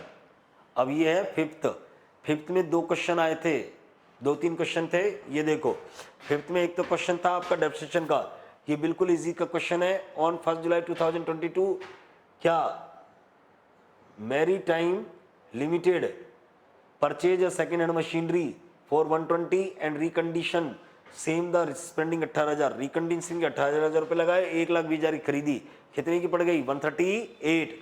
और जनवरी 2023 में इसने फिर एक मशीन खरीद ली, तो ठीक है, ये 22 में खरीदी है, ये 23 में खरीदी, इसके ऊपर डेप्शन 1 जुलाई से लग जाएगा, इसके ऊपर डेप्शन 1 जनवरी से लगेगा, ठीक है। और ये 72,000 खरीदी। 30 जून 2024 को इसने क्या किया, अभी 24 की बात करने लग गया, 24 में फिर इसने परचेज करी, बताई सेल करी, कौन सी वाली 2023 में जो मशीन खरीदी थी ना ये वाली, इसको इसने बेच दिया 48,000 में। एंड उसी दिन आपने एक नई मशीन 90,000 में खरीद ली। डेप्शन की रेट कौन सी है, 15% ओरिजिनल कॉस्ट पे है। आपको मशीन अकाउंट बना दो 1 जुलाई 2022 से 31 मार्च 2025 तक बना देंगे। क्या है ये लो, 1 जुलाई 2022 को टू बैंक आपने कॉस्ट कितने की है 1,20, रिकंडीशनिंग की 18,000, 1,38, फिर 1 जनवरी 2023 इसी सेशन में है। तो क्योंकि 31 मार्च तक है ना अकाउंट, तो सबसे पहले अकाउंट कब क्लोज होंगे आपके 31 मार्च 2023 को, तो 31 मार्च 2023 तक का डेप्शन लगाना पड़ेगा ना। तो 31 मार्च 2023 से पहले जनवरी भी आ गई, 1 जनवरी 2023, ये भी इस साल खरीदी, 2 मशीनें इस साल खरीदी, इसके ऊपर डेप्शन आपने लगा दिया। इसके ऊपर तो कितने महीने का लगा दोगे आप, इस पे तो 9/12 का लग जाएगा, ये तो 9/12 निकाला है इसका मैंने 138 का, और इसके ऊपर कितने महीने का लग जाएगा 3 महीने का लग जाएगा, ठीक है। वर्किंग नोट बना ही देंगे, इसका तो कोई दिक्कत है नहीं। फिर ये इसका बैलेंस बच जाएगा। इस बैलेंस में आपको पता करना है क्या, फर्स्ट मशीन का बैलेंस कैसे निकालोगे, 1,38 माइनस ये आ जाएगा, और 72 माइनस ये आ जाएगा, समझ रहे हो। फिर अगले साल इसके ऊपर डेप्शन लगाओ। ओरिजिनल कॉस्ट मेथड है एसएलएम किस पे लगेगा, original cost per. Original cost कितनी है इसकी एसेट की 138 का कितना परसेंट, 138 का कितना परसेंट 15% ये आएगा, और 72,000 का 10% और कितना परसेंट 15% ये आएगा, ठीक है। तो हर साल डेप्शन लगता गया, ये बच जाएगा। फिर अगले साल आए, फिर अपन ने क्या किया 30 जून को फिर खरीद ली एक 90,000 की मशीन, फिर इसके ऊपर आपने क्या किया, पुरानी वाली मशीन बेच दी, सेकंड वाली का डिडक्शन लगा दो, कितने महीने का, कब से कब तक का, 6 तारीख को, तो 3 महीने का लग जाएगा, अप्रैल मई जून 6 महीने का, तो सॉरी 3 महीने का ये डिडक्शन लगा के आपने ये कर दिया, उसको बेच दिया, बेचा आपने सस्ते में तो लॉस हो गया, ये लॉस हो गया, P&L का लॉस हो गया, ठीक है। बस फिर बाकी की जो मशीन बची उसके ऊपर डिडक्शन चलता ही रहेगा, 20,700 कौन सी वाली मशीन का, फर्स्ट वाली का, ठीक है, और 10,125 जो नई मशीन खरीदी है इसका डिडक्शन, ये बैलेंस शीट आ जाएगा। ये तो नॉर्मल डिडक्शन का क्वेश्चन है, वो जो आपने करा होगा, ठीक है। ये 5वें का ये हो गया, समझ गए, बस और तो कुछ है नहीं। अब ये देखो 5वें का B, attempt any one of the 2 sub part, either 1 और 2, 2 क्वेश्चन दे दिए इसमें भी, कि इसमें से बी के भी 2 पार्ट कर दिए, या तो पहला कर दो या दूसरा कर दो। पहला तो म्यूचुअल अकोमोडेशन का है, दूसरा सेल्स बुक का बनवाने के लिए कर दिया। म्यूचुअल अकोमोडेशन में क्या बताया था बेटा जी, म्यूचुअल 2 बंदे क्या करते हैं, मतलब एक बंदा किसी दूसरे बंदे की हेल्प करने के लिए या आपस में अमाउंट को यूज करने के लिए क्या करते हैं, बिल को क्या करा लेते हैं, डिस्काउंट, और बिल को डिस्काउंट करा के अमाउंट क्या कर लेते हैं, आपस में शेयर कर लेते हैं। तो जिस रेशियो में वो शेयर करते हैं उसी रेशियो में डिस्काउंट ऑन बिल को क्या कर देंगे अपन लोग, डिस्ट्रीब्यूट करते हैं। एंट्री क्या होगी, देखो इसने क्या कहा है, म्यूचुअल अकोमोडेशन के लिए himself and Gagan, Aman Drew upon A Gagan a bill of 7500 at a 3 months on 1 अप्रैल 2024। क्या म्यूचुअल अकोमोडेशन के लिए किसने बिल लिखा है, अमन ने ड्रू किया गगन के ऊपर बिल, गगन ने उसको क्या कर लिया, एक्सेप्ट कर लिया और return to Aman who discount at 3% और 8% पर एनम, उसने उसी दिन उसको डिस्काउंट करा लिया। और एग्रीमेंट के अकॉर्डिंग इन्होंने पैसा क्या कर लिया, गगन ने शेयर, और गगन और अमन ने पैसे किस रेशियो में, अमन और गगन ने 2:1 में बांट लिए, ठीक है। फिर उसके बाद on the maturity date Aman remitted the पैसे, अमन क्या करेगा, पैसे भेजेगा ही सॉरी बोलो, हाँ। तो अब क्या करना है, एंट्री डालनी है, सिंपल सा है। सबसे पहले कौन बिल लिख रहा है, म्यूचुअल अकोमोडेशन में बिल इसने लिखा, किसकी, ये बुक और ममल है। ये एंट्री क्या करेगा 1 अप्रैल को, BR अकाउंट डेबिट टू गगन 7500 से। फिर इसने बिल को क्या करा लिया, डिस्काउंट, डिस्काउंट कराने की entry bank debit discount on bill account debit to BR 7350, क्योंकि 8% है तो 150 का डिस्काउंट कट गया, 3 महीने का जो भी होगा, कितने महीने का बिल है, 3 महीने का, हाँ ठीक। फिर गगन ने क्या कर दिया, पैसा भेजा उसको, कितना 1/3, तो 1/3 जब पैसा भेजा तो 7500 का 1/3 2500, तो डिस्काउंट भी वो भुगतेगा। तो डिस्काउंट जो डेबिट हुआ है उसमें से 1/3 पार्ट इसको क्रेडिट करके अपन को खत्म कर देंगे। फिर उसके बाद ये एंट्री करेगा, ये एंट्री क्या करेगा, Aman debit to BP bank account debit, फिर उसको पैसे मिले थे जब उसने डिस्काउंट कराने के पैसे भेजे थे, ठीक है ना। तो क्या हो जाएगा, bank debit discount on bill debit to Aman, ये हो जाएगा, बात का समझ में बैठी। फिर क्या होगा बताओ, हाँ अब क्या आएगा, ड्यू डेट आएगी, ड्यू डेट को पैसे कौन भेज देगा, अमन, अमन किसको पैसे भेज देगा, गगन को, ड्यू डेट पे क्या एंट्री कर देगा, गगन अकाउंट डेबिट टू बैंक, बस। और फिर अमन, गगन के पास पैसा आ जाएगा, बैंक अकाउंट डेबिट टू अमन, काम चल गया कि नहीं चल गया। अब बैंक वाला इसके पास आएगा, ये इसका पेमेंट BP का कर देगा। म्यूचुअल अकोमोडेशन में यही तो होता है, बोलो हाँ या ना, बोलो हाँ, समझे। तो ये तो रहा किसका, म्यूचुअल अकोमोडेशन का क्वेश्चन। फिर एक था क्या, ये सेल्स बुक बनवा रहा है। अब ये देखो बच्चों, सेल्स बुक बनानी, सेल्स बुक में हमने क्या बताया था, सिंपल सा है। सेल्स बुक में कौन सी ट्रांजैक्शन आते हैं, ओनली क्रेडिट सेल के। तो क्रेडिट सेल इसने किस किस को की है, जरा पढ़ो, क्रेडिट सेल किस किस को करी है इसने, ये फॉलोइंग सम ऑफ ट्रांजैक्शन है, sold to Messrs Sulpha Industry, तो ये उधार का ट्रांजैक्शन है, ये भी किस में आएगा, सेल्स बुक में। क्या करेंगे, हमने क्या कहा था, पार्टी का नाम लिखो, क्या क्या बेचा है उसको लिखो, कितने में बेचा है टोटल करिए, डिस्काउंट काटो और बाहर लिखो, ठीक है। तो ये वाला ट्रांजैक्शन सेल्स बुक में जाएगा, देखो ये कर दिया मैंने, और ट्रेड डिस्काउंट काट दिया। फिर उसके बाद ये वाला नहीं जाएगा, क्यों, क्योंकि ये सोल्ड ऑफ ओल्ड फर्नीचर है, गुड्स थोड़ी है, गुड्स की ओल्ड मतलब क्या, क्रेडिट सोल्ड ऑफ गुड्स वो जाएगा इसमें, ये तो असेट है, ये नहीं जाएगा। ब्राउन एंड कंपनी से डेस्कटॉप क्या करा है, सोल्ड किया है इसको भी, ये भी इसके अंदर ही जाएगा, ठीक है, क्योंकि ऑन क्रेडिट लिखा है तो इससे क्या क्रेडिट होगा तभी तो जाएगा, कैश का हो तो जाता ही नहीं। फिर सोल्ड, फिर sold 10 tablets to Goku institute 7,000 पर टेबलेट फॉर कैश। ये किस में करा है? कैश में। तो कैश वाला ट्रांजेक्शन इसमें जाएगा नहीं, उधार का जाता है। Sold on credit to Jat enterprises, Jat enterprises को इसने बेचा है माल, तो ये भी इसमें जाएगा। बस इसको कर दिया अपन ने टोटल करके ये, ठीक है, सिंपल सा है। उधार वाले ट्रांजैक्शन क्या कर दो, रिकॉर्ड कर लो। ये लो उधार वाले ट्रांजैक्शन, किस किस को बेचा? ये ब्राउन को बेचा, जाट एंटरप्राइजेस को बेचा। जो जो चीजें बेची हैं उनको क्या करो, pieces multiply by rate, total करके डिस्काउंट काट दो, बात खत्म। बोलो हाँ या ना? समझ रहे हैं मेरी बात? बस इतनी सी कहानी है। मैंने नोट भी लिख दिया है। क्या क्या नोट लिखा कि भाई ये आप लिख भी सकते हो, sold off old furniture to Singh consultant not recorded in sales book because it's assets not a goods. Sold off goods cash not recorded, क्योंकि इसमें नहीं होता, कैश बुक में जाएगा। ये है फिफ्थ का बी। अब एक और आया था आपका, ये फिफ्थ क्या हो गया? बी। बस ये क्वेश्चन था आपका फिफ्थ का, ठीक है, बड़ा क्वेश्चन हो गया ना। फिफ्थ के 2 क्वेश्चन कर दिए भाई इसने।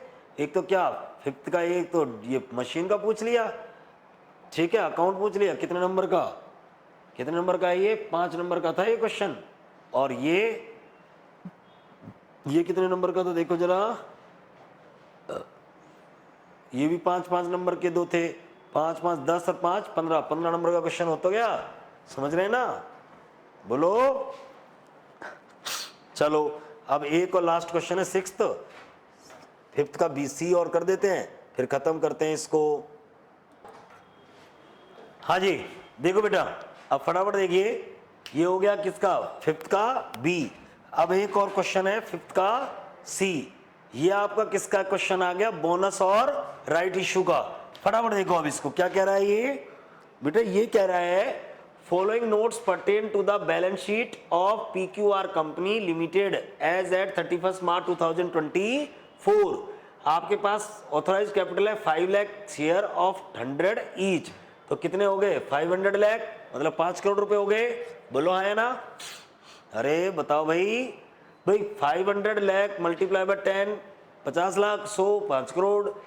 इशूड एंड सब्सक्राइब में इसने कहा है कि 150 तो हमने इक्विटी शेयर इशू कर रखे हैं, 100 रुपये का एक है, 70 पेड अप है, और 10,000 11% प्रेफरेंस शेयर इशू कर रखे हैं, 100 रुपये का एक है, फुल्ली पेड अप है, ठीक है, समझ गए?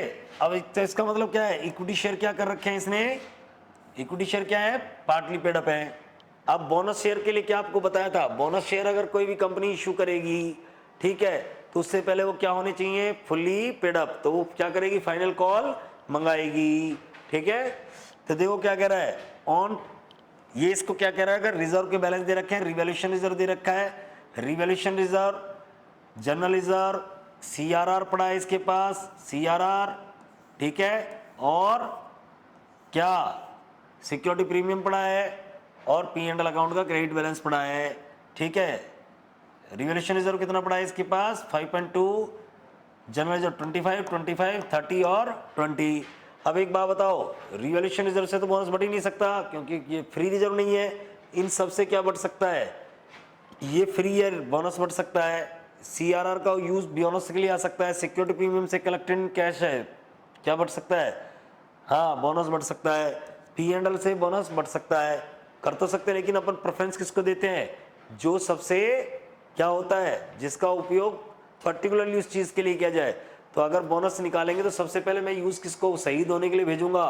किसको शहीद होने के लिए? CRR को, फिर उसके बाद सिक्योरिटी प्रीमियम को, उसके बाद कमी पड़ गई तो GR को, GR कम पड़ गई तो फिर P&L का नंबर आएगा, ठीक है। ये सब आपको करा रखा है। ये कह रहा है on 30 April 2024 the company has made final call 30 rupee 1,50,000 share, the call money was received. Thereafter आफ्टर ऑन 1 July 2024 the company decide to issue bonus share at the rate of 3 equity share for every 5 equity share held by way of capitalising its reserve, ठीक है। Bonus share देना capitalise करना चाहती है, 5 के बदले 3 शेयर देना चाहती है, तो 5 के बदले 3 शेयर देना चाहती है। तो आपको बताया था कितने शेयर है इसके पास? 150 है, 150 के बदले कितना देगी? 3/5, तो कितना देगी? मतलब 90,000 के बोनस शेयर इशू कर देगी, 90,000 बोनस शेयर इशू करेगी। It was that there should be minimum usage of balance in P&L, P&L से कम बैलेंस नहीं, ये कहता भी नहीं तो भी हम यही करते हैं।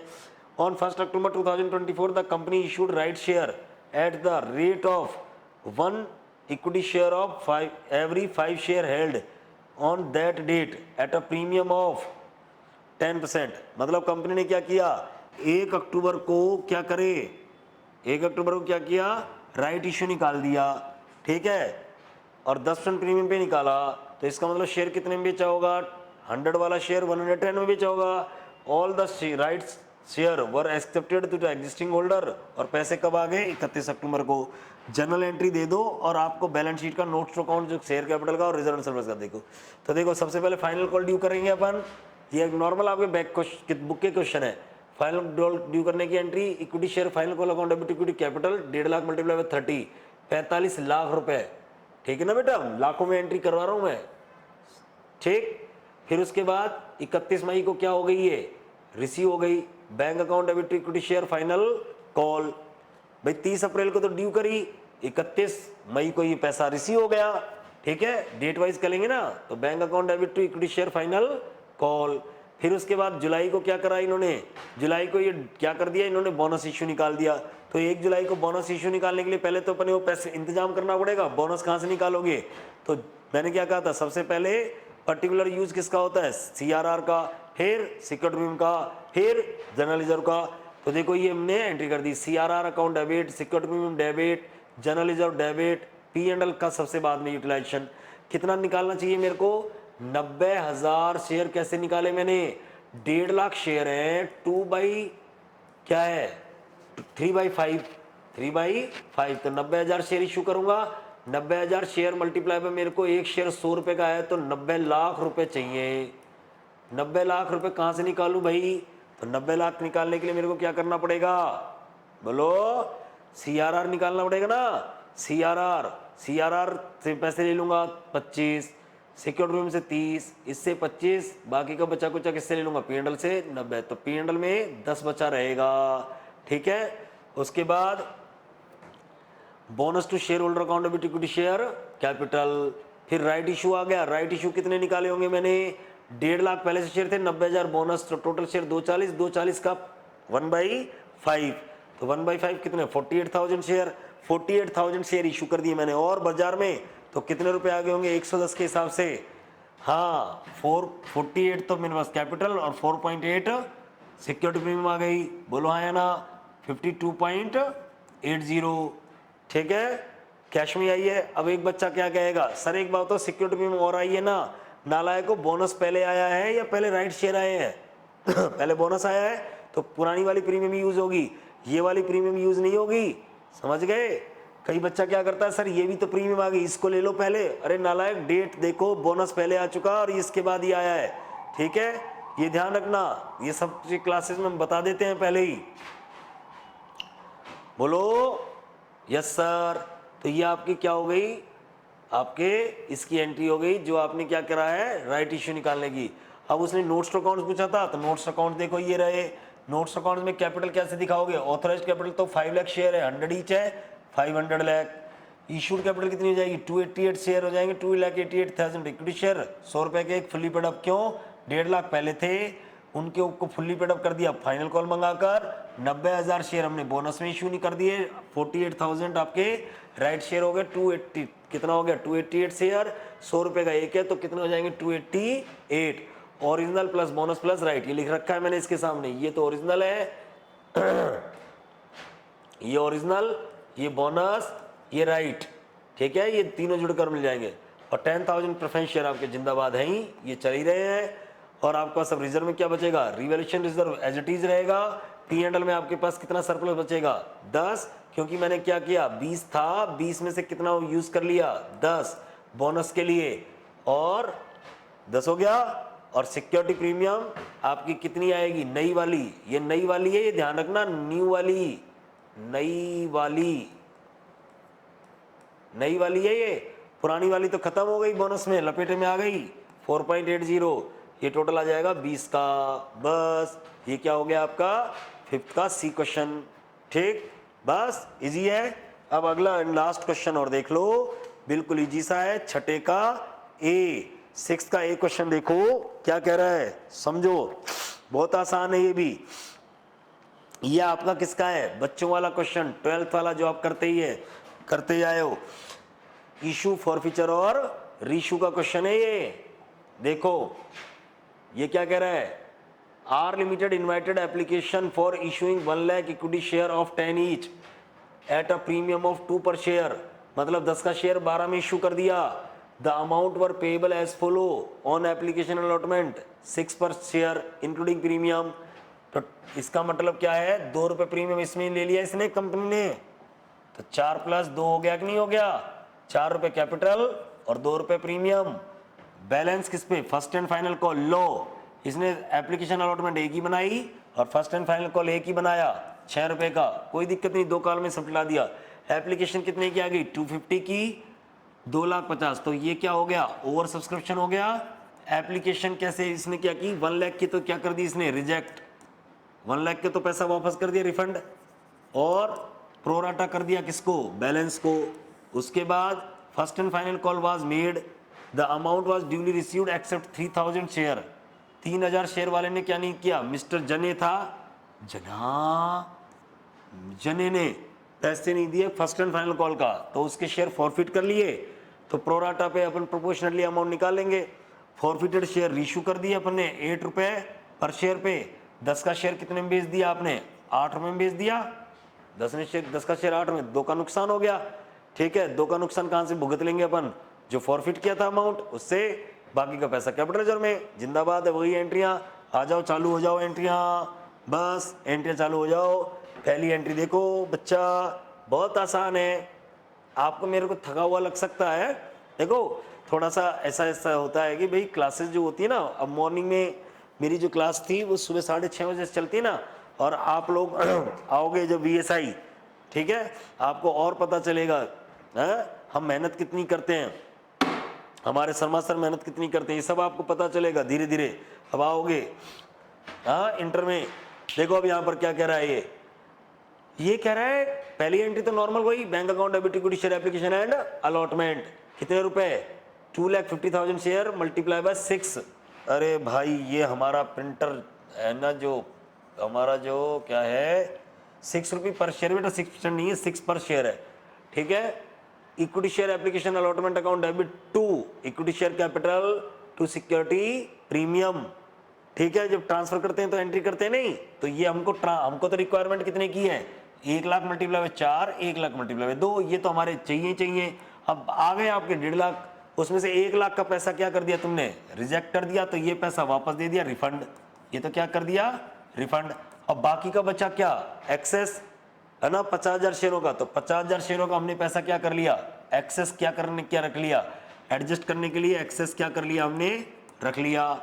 ठीक है, 3 लाख रुपए, ये एडजस्ट कहां कर लूंगा मैं, किस पे कर लेंगे, हाँ फर्स्ट एंड फाइनल कॉल पे। अब देखो first and final call due कर दी मैंने, first and final call account debit equity share capital. अरे ये सिक्योरिटी में क्यों लिख दी भाई इसने, भाई वास्तव में ही मिसप्रिंटिंग हो गया बेटा ये। ठीक है,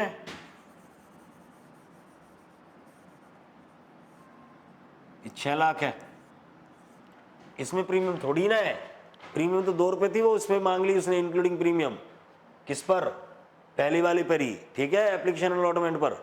आगे उसके बाद bank account debit to equity share first and final call.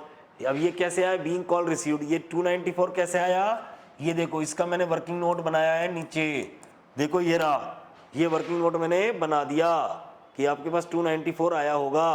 देखो बेटा देखो, आपके पास एप्लीकेशन रिसीव हुई थी 2,50,000 की, मल्टीप्लाई बाय 6, कितने हो गए ये, ओहो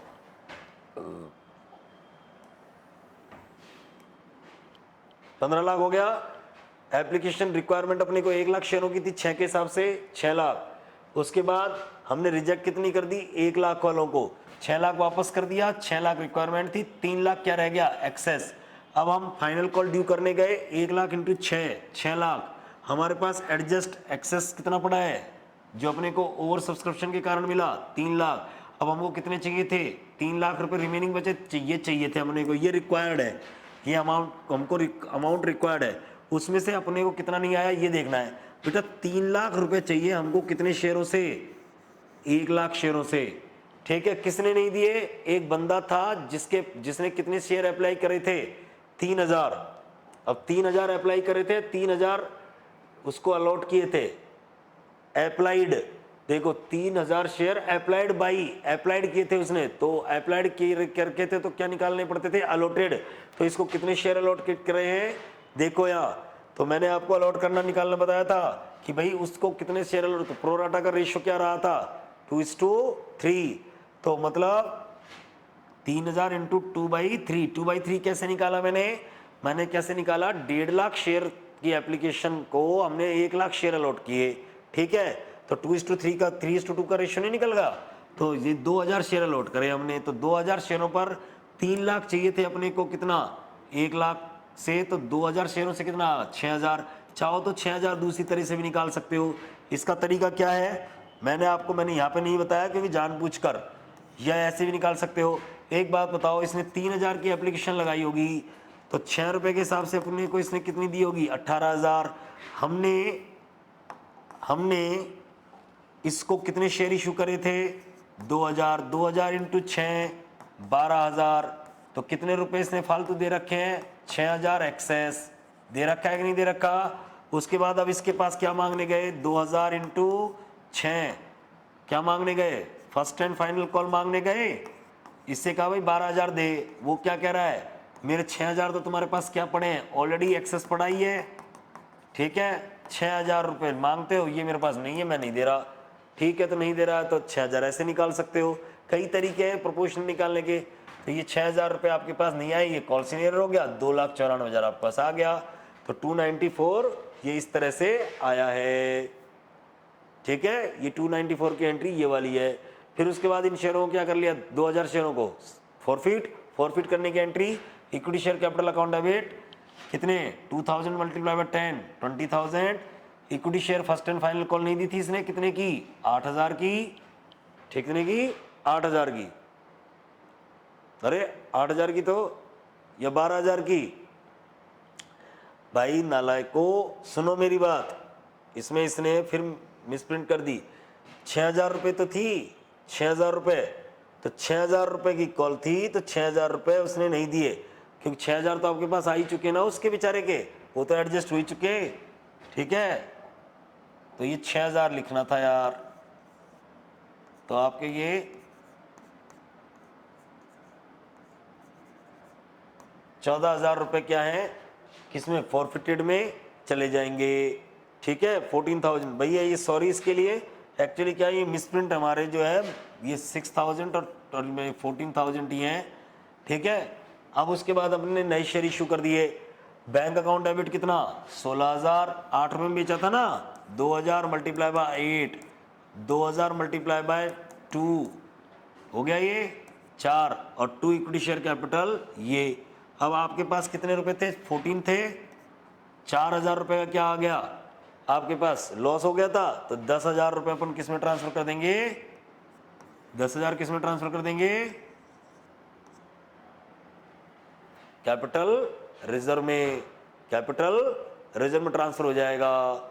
समझ गए? बात समझ बैठी है? बोलो हाँ या ना? सिंपल सा है। 14,000 रुपये का सहाय थे, 4,000 का डिस्काउंट दे दिया अभी रीशू पर, तो 10,000 अपन कैपिटल रिजर्व में ट्रांसफर कर देंगे। सीधा सा है भाई। सिक्योरिटी प्रीमियम तो आपको कम मिल चुकी थी, सिक्योरिटी प्रीमियम तो रिसीव हो ही चुकी थी, तो उसका तो कोई लेना देना नहीं। अब तो 10 रुपये लेने थे अपने को, 10 में से 4 उसने किस पे दे दिए थे? 4 उसने एप्लीकेशन दे दी थी, तो 4 इंटू 2 कितना? 8,000। 8,000 तो वो आ चुके, और 6,000 रुपये उसके किसके? एडवांस, मतलब उसने एक्स्ट्रा दे थे, 14,000 आ गए थे, तो 14,000 रुपये हमने उसका फॉरफिट कर लिए। वो 14,000 तो ये जो फॉरफिट किए थे, उसके बाद उसमें से हमने क्या किया? अभी लॉस हुआ 4,000 का, वो लॉस हमने कर दिया, बाकी कैपिटल रिजर्व में डाल दिया अपन ने। ठीक है, बस अब ये आपका ये क्वेश्चन कंप्लीट हुआ। बस ये एंट्री पूछी थी इसने, बात समझ रही है? अब एक क्वेश्चन और था इसका, क्या? ये वाला 5 नंबर का एक क्वेश्चन और था छोटा सा। क्या? Define measurement and valuation principle in brief, मतलब मेजरमेंट और वैल्यूएशन ऑफ प्रिंसिपल को ब्रीफ में क्या कर दो, डिफाइन। बेटा मेजरमेंट क्या होता है, मेजरमेंट का मतलब होता है किसी भी चीज को मापने का क्या, एक स्टैंडर्ड तय करना। क्या करना, स्टैंडर्ड तय करना। मतलब मेजरमेंट इज अ बेस या स्केल फॉर मेजरिंग या फॉर वैल्यूएशन, फॉर मतलब कोई भी चीज को पता करने का एक मेजरमेंट करना। मेजरमेंट मतलब आप इसको क्या कहें कि भाई आप लोग किसी चीज को मापना चाहते हैं, ठीक है। तो जैसे अपन अकाउंट्स में कोई चीज मापना चाहते हैं तो किसमें, इन टर्म्स ऑफ मनी, ठीक है। अगर क्वांटिटी में तो इन टर्म्स ऑफ क्विंटल हो सकता है, इन टर्म्स ऑफ क्विंटल की जगह केजी हो सकता है, लीटर हो सकता है, ठीक है। ये सारी क्या है, ग्राम हो सकता है, पीस हो सकता है, ठीक है, डजन हो सकता है। तो ये क्या है, मेजरमेंट के स्केल है। तो मेजरमेंट के स्केल को डिफाइन कैसे करें, तो देखो इसको डिफाइन करना, वैसे तो देखो भाई मैं ये कह सकता हूँ मेजरमेंट क्या है, मेजरमेंट का मतलब ये होता है कि किसी भी चीज को, मतलब मेजरमेंट इज द एस्पेक्ट या फिर बेस या फिर वो स्टैंडर्ड्स हैं जिसके बेसिस पे अपन किसी चीज की वैल्यूएशन उठाते हैं, उसको अपन क्या बोल सकते हैं, मेजरमेंट बोल सकते हैं, ठीक है। वैल्यूएशन प्रिंसिपल का मतलब, प्रिंसिपल मतलब सिद्धांत है, वैल्यूएशन का मतलब किसी चीज को मूल्यांकन करने के सिद्धांत। हम किसी चीज की वैल्यू कैसे कैसे पता कर सकते हैं, भाई मैं ये कह सकता हूँ मैंने इतने में खरीदी तो मेरी तरफ से वैल्यू वो है कि जो मैंने इनकम की। लेकिन अगर तुमको ऐसे लगता है कि नहीं जी ये मैं तो इतने में दिला सकता हूँ, तो इसका मतलब आपकी तरफ से वैल्यू कुछ है, तो उसका मतलब उसकी कोई मार्केट में वैल्यू चल रही होगी, that is called present value. मतलब प्रेजेंट वैल्यू का मतलब करंट वैल्यू। और कोई लोग कहता है कि नहीं जी ये चीज तो यार इतने की आ सकती है, भविष्य की वैल्यू भी हो सकती है, ठीक है। या क्या कह सकते हैं, अगर मैं बेचने जाऊं वो चीज कितने में मिल सकती है, मेरे को कम में मिल सकती है, ज्यादा में, तो नेट रियलाइजेबल वैल्यू भी होती है। तो कई कॉन्सेप्ट है। तो आपका चैप्टर नंबर 4 था, ठीक है, उसमें मैं ये आपका आंसर दे रखा है, ये मैंने लिख दिया है। क्या, मेजरमेंट एंड वैल्यूएशन प्रिंसिपल क्या है। Professor RJ Chambers define measurement as assignment of number of objects and events according to the rules specifying the property to be measured, the scale to be used and diminution of the units। मतलब वो unit के बता रहे हैं, कह रहा है according to this definition the three elements of the measurement are identification of object and event of measured, selection of standard or scale to be used, evaluation and the diminution of the measurement of the standard scales। ये आपको book में दे रखा है, वही मैंने यहाँ चेप दिया है डेफिनेशन, ठीक है। ये मैंने आपको पढ़ाया भी था। वैल्यूएशन के प्रिंसिपल क्या हो सकते हैं, there are 4 generally accepted measurement base और valuation principle. These are historical cost, आप अपनी एसेट को हिस्टोरिकल कॉस्ट पे रखते हो, current cost, realisable value, present value, ये 4 बेस होते हैं। ये 4 बेस आपको हमने समझाए थे, ब्रीफ में समझा दिए। चैप्टर नंबर 1 है, यूनिट 6 है, पेज नंबर 1.88 एंड 1.91 पर आप जाके इसको और डिटेल में देख सकते हैं, ठीक है। ये आपको हमने डिस्क्रिप्शन मतलब आपको दिया है, एक तरह से आपको डिटेल, आपको वैल्यू आंसर आपको बता दिए हैं इसके, ठीक है। सिंपल सा ये आपका चैप्टर था। अब सुनो मेरी बात बहुत ढंग से, देखो हम लोगों ने आपको ये क्या किया है, वैल्यूएशन के सारे आपको एस्पेक्ट जो है बताए इसमें से। और ये जो है ना आपका ये पेपर बहुत इजी पेपर था, पूरा बुक के से पेपर था। आई होप आप अच्छा मार्क्स क्या करेंगे, अचीव करेंगे, इसमें नंबर को आराम से आएंगे। जैसे हमारे वीएसआई वाले बच्चों को तो हमने पूछ लिया था कि हमने ये सारे चैप्टर हमने कराते ही हैं, ठीक है। मेरे वीएसआई वाले बच्चे तो जो है उनको तो हमने पूछा था, तो वो कह रहे थे कि हाँ ठीक है भाई, हमारा 90 का, कईयों का बच्चों का 90 का क्या हुआ है, अटेम्प्ट हुआ है, 95 का हुआ है, ठीक है। लेंदी जरूर है पेपर, बट ये नहीं कह सकते कि हार्ड है, हार्ड तो बिल्कुल नहीं है बेटा, पेपर बहुत आसान है, ठीक है। आराम से बच्चे पास होंगे इसमें, ठीक है। बाकी का सी इंस्टीट्यूट का है, भगवान है वो तो हमारे लिए, वो क्या करेगा वो क्या नहीं करेगा वो तो उनके ऊपर निर्भर करता है, रिजल्ट के ऊपर। बाकी का अब आप आज आपका इकोनॉमिक्स का पेपर क्या हो गया होगा, कंप्लीट हो गया होगा, मतलब है ना। इकोनॉमिक्स के पेपर को कंप्लीट करने के बाद अब आप पढ़ाई पे लग जाओ इंटर के लिए, ठीक है। एज सुन एज बैच जो भी हैं आपको स्टार्ट कर देने चाहिए। तो आज के लिए इतना ही। अगर आपको कोई क्वेरी हो, अगर आपको कोई क्वेरी हो तो आप हमसे क्या भी कर सकते हैं, हमारे VSI टेलीग्राम चैनल पर जा सकते हैं, वहाँ पर आपको लिंक मिल जाएगा यूट्यूब पे। और आप अगर हमारा वीडियो आप देखें, पहली बार देख रहे हैं तो आप हमें सब्सक्राइब जरूर करें, आपको अपडेट मिलती रहती है हर चीज़ के बारे में। हमारे जो है एमडी सर हैं, मतलब आरसी शर्मा सर जो हैं हमारे, जो है ना सीईओ, वो आपको गाइड करते रहते हैं, और बाकी में बीच बीच में हमारी जो ऑनर्स कॉनर्स फैकल्टीज़ हैं ये भी आपको गाइड करते रहते हैं।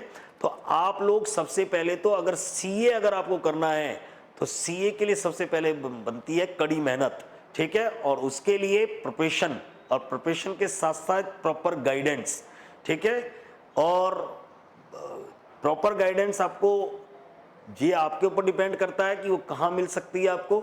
जो भी है आप उसको लें और उसके अकॉर्डिंग आप अपना क्या करें, सिलेबस कंप्लीट करें। अब जैसे ही अब आप इंटर में आएंगे तो इंटर के लिए सबसे बड़ा टास्क होता है उस कोर्स को कंप्लीट करना, ठीक है। और कोर्स कंप्लीट कैसे होगा, जितने जल्दी आप क्या करेंगे, ज्वाइन करेंगे, ठीक है, इंस्टीट्यूट्स, मतलब जैसे मैंने कहा आप सेल्फ स्टडी करो या फिर कोई भी कहीं भी कैसे भी ज्वाइन करके कहीं भी, लेकिन आप अगर जब तक जल्दी ज्वाइन करेंगे कोर्स को, आप अभी से पढ़ना चालू करें।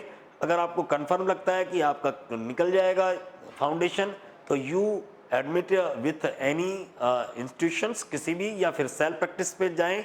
और देखो हम भी जानते हैं सेल्फ प्रैक्टिस नहीं हो पाती, नया सब्जेक्ट होता है, इसमें कहने में बुराई नहीं है कोई, ठीक है, कि भाई बच्चा कर लेगा, भाई सारे सब्जेक्ट उसके लिए नए हैं। फाउंडेशन का बच्चा अगर इंटर में जाता है तो उसके लिए सारे सब्जेक्ट नए हैं, ठीक है। तो मैं आपको ये नहीं कह सकता कि सेल्फ प्रैक्टिस कर लो, तो सेल्फ प्रैक्टिस तो हो ही नहीं सकती। हाँ, सम ऑफ सब्जेक्ट की हो सकती है, जस्ट लाइक आपके लॉ आप रट सकते हो, ठीक है। आप ऑडिट में भी, ऑडिट समझ में नहीं आएगा तो आपको अल्टीमेटली कोई ना कोई कोच चाहिए ही चाहिए। तो कोच के लिए there are the many more coachings, but you choose the best, है ना। और बेस्ट के लिए लीडर को चुनना चाहिए आपको, और लीडर के लिए आपको सिनोनिम्स आपको पता भी होगा।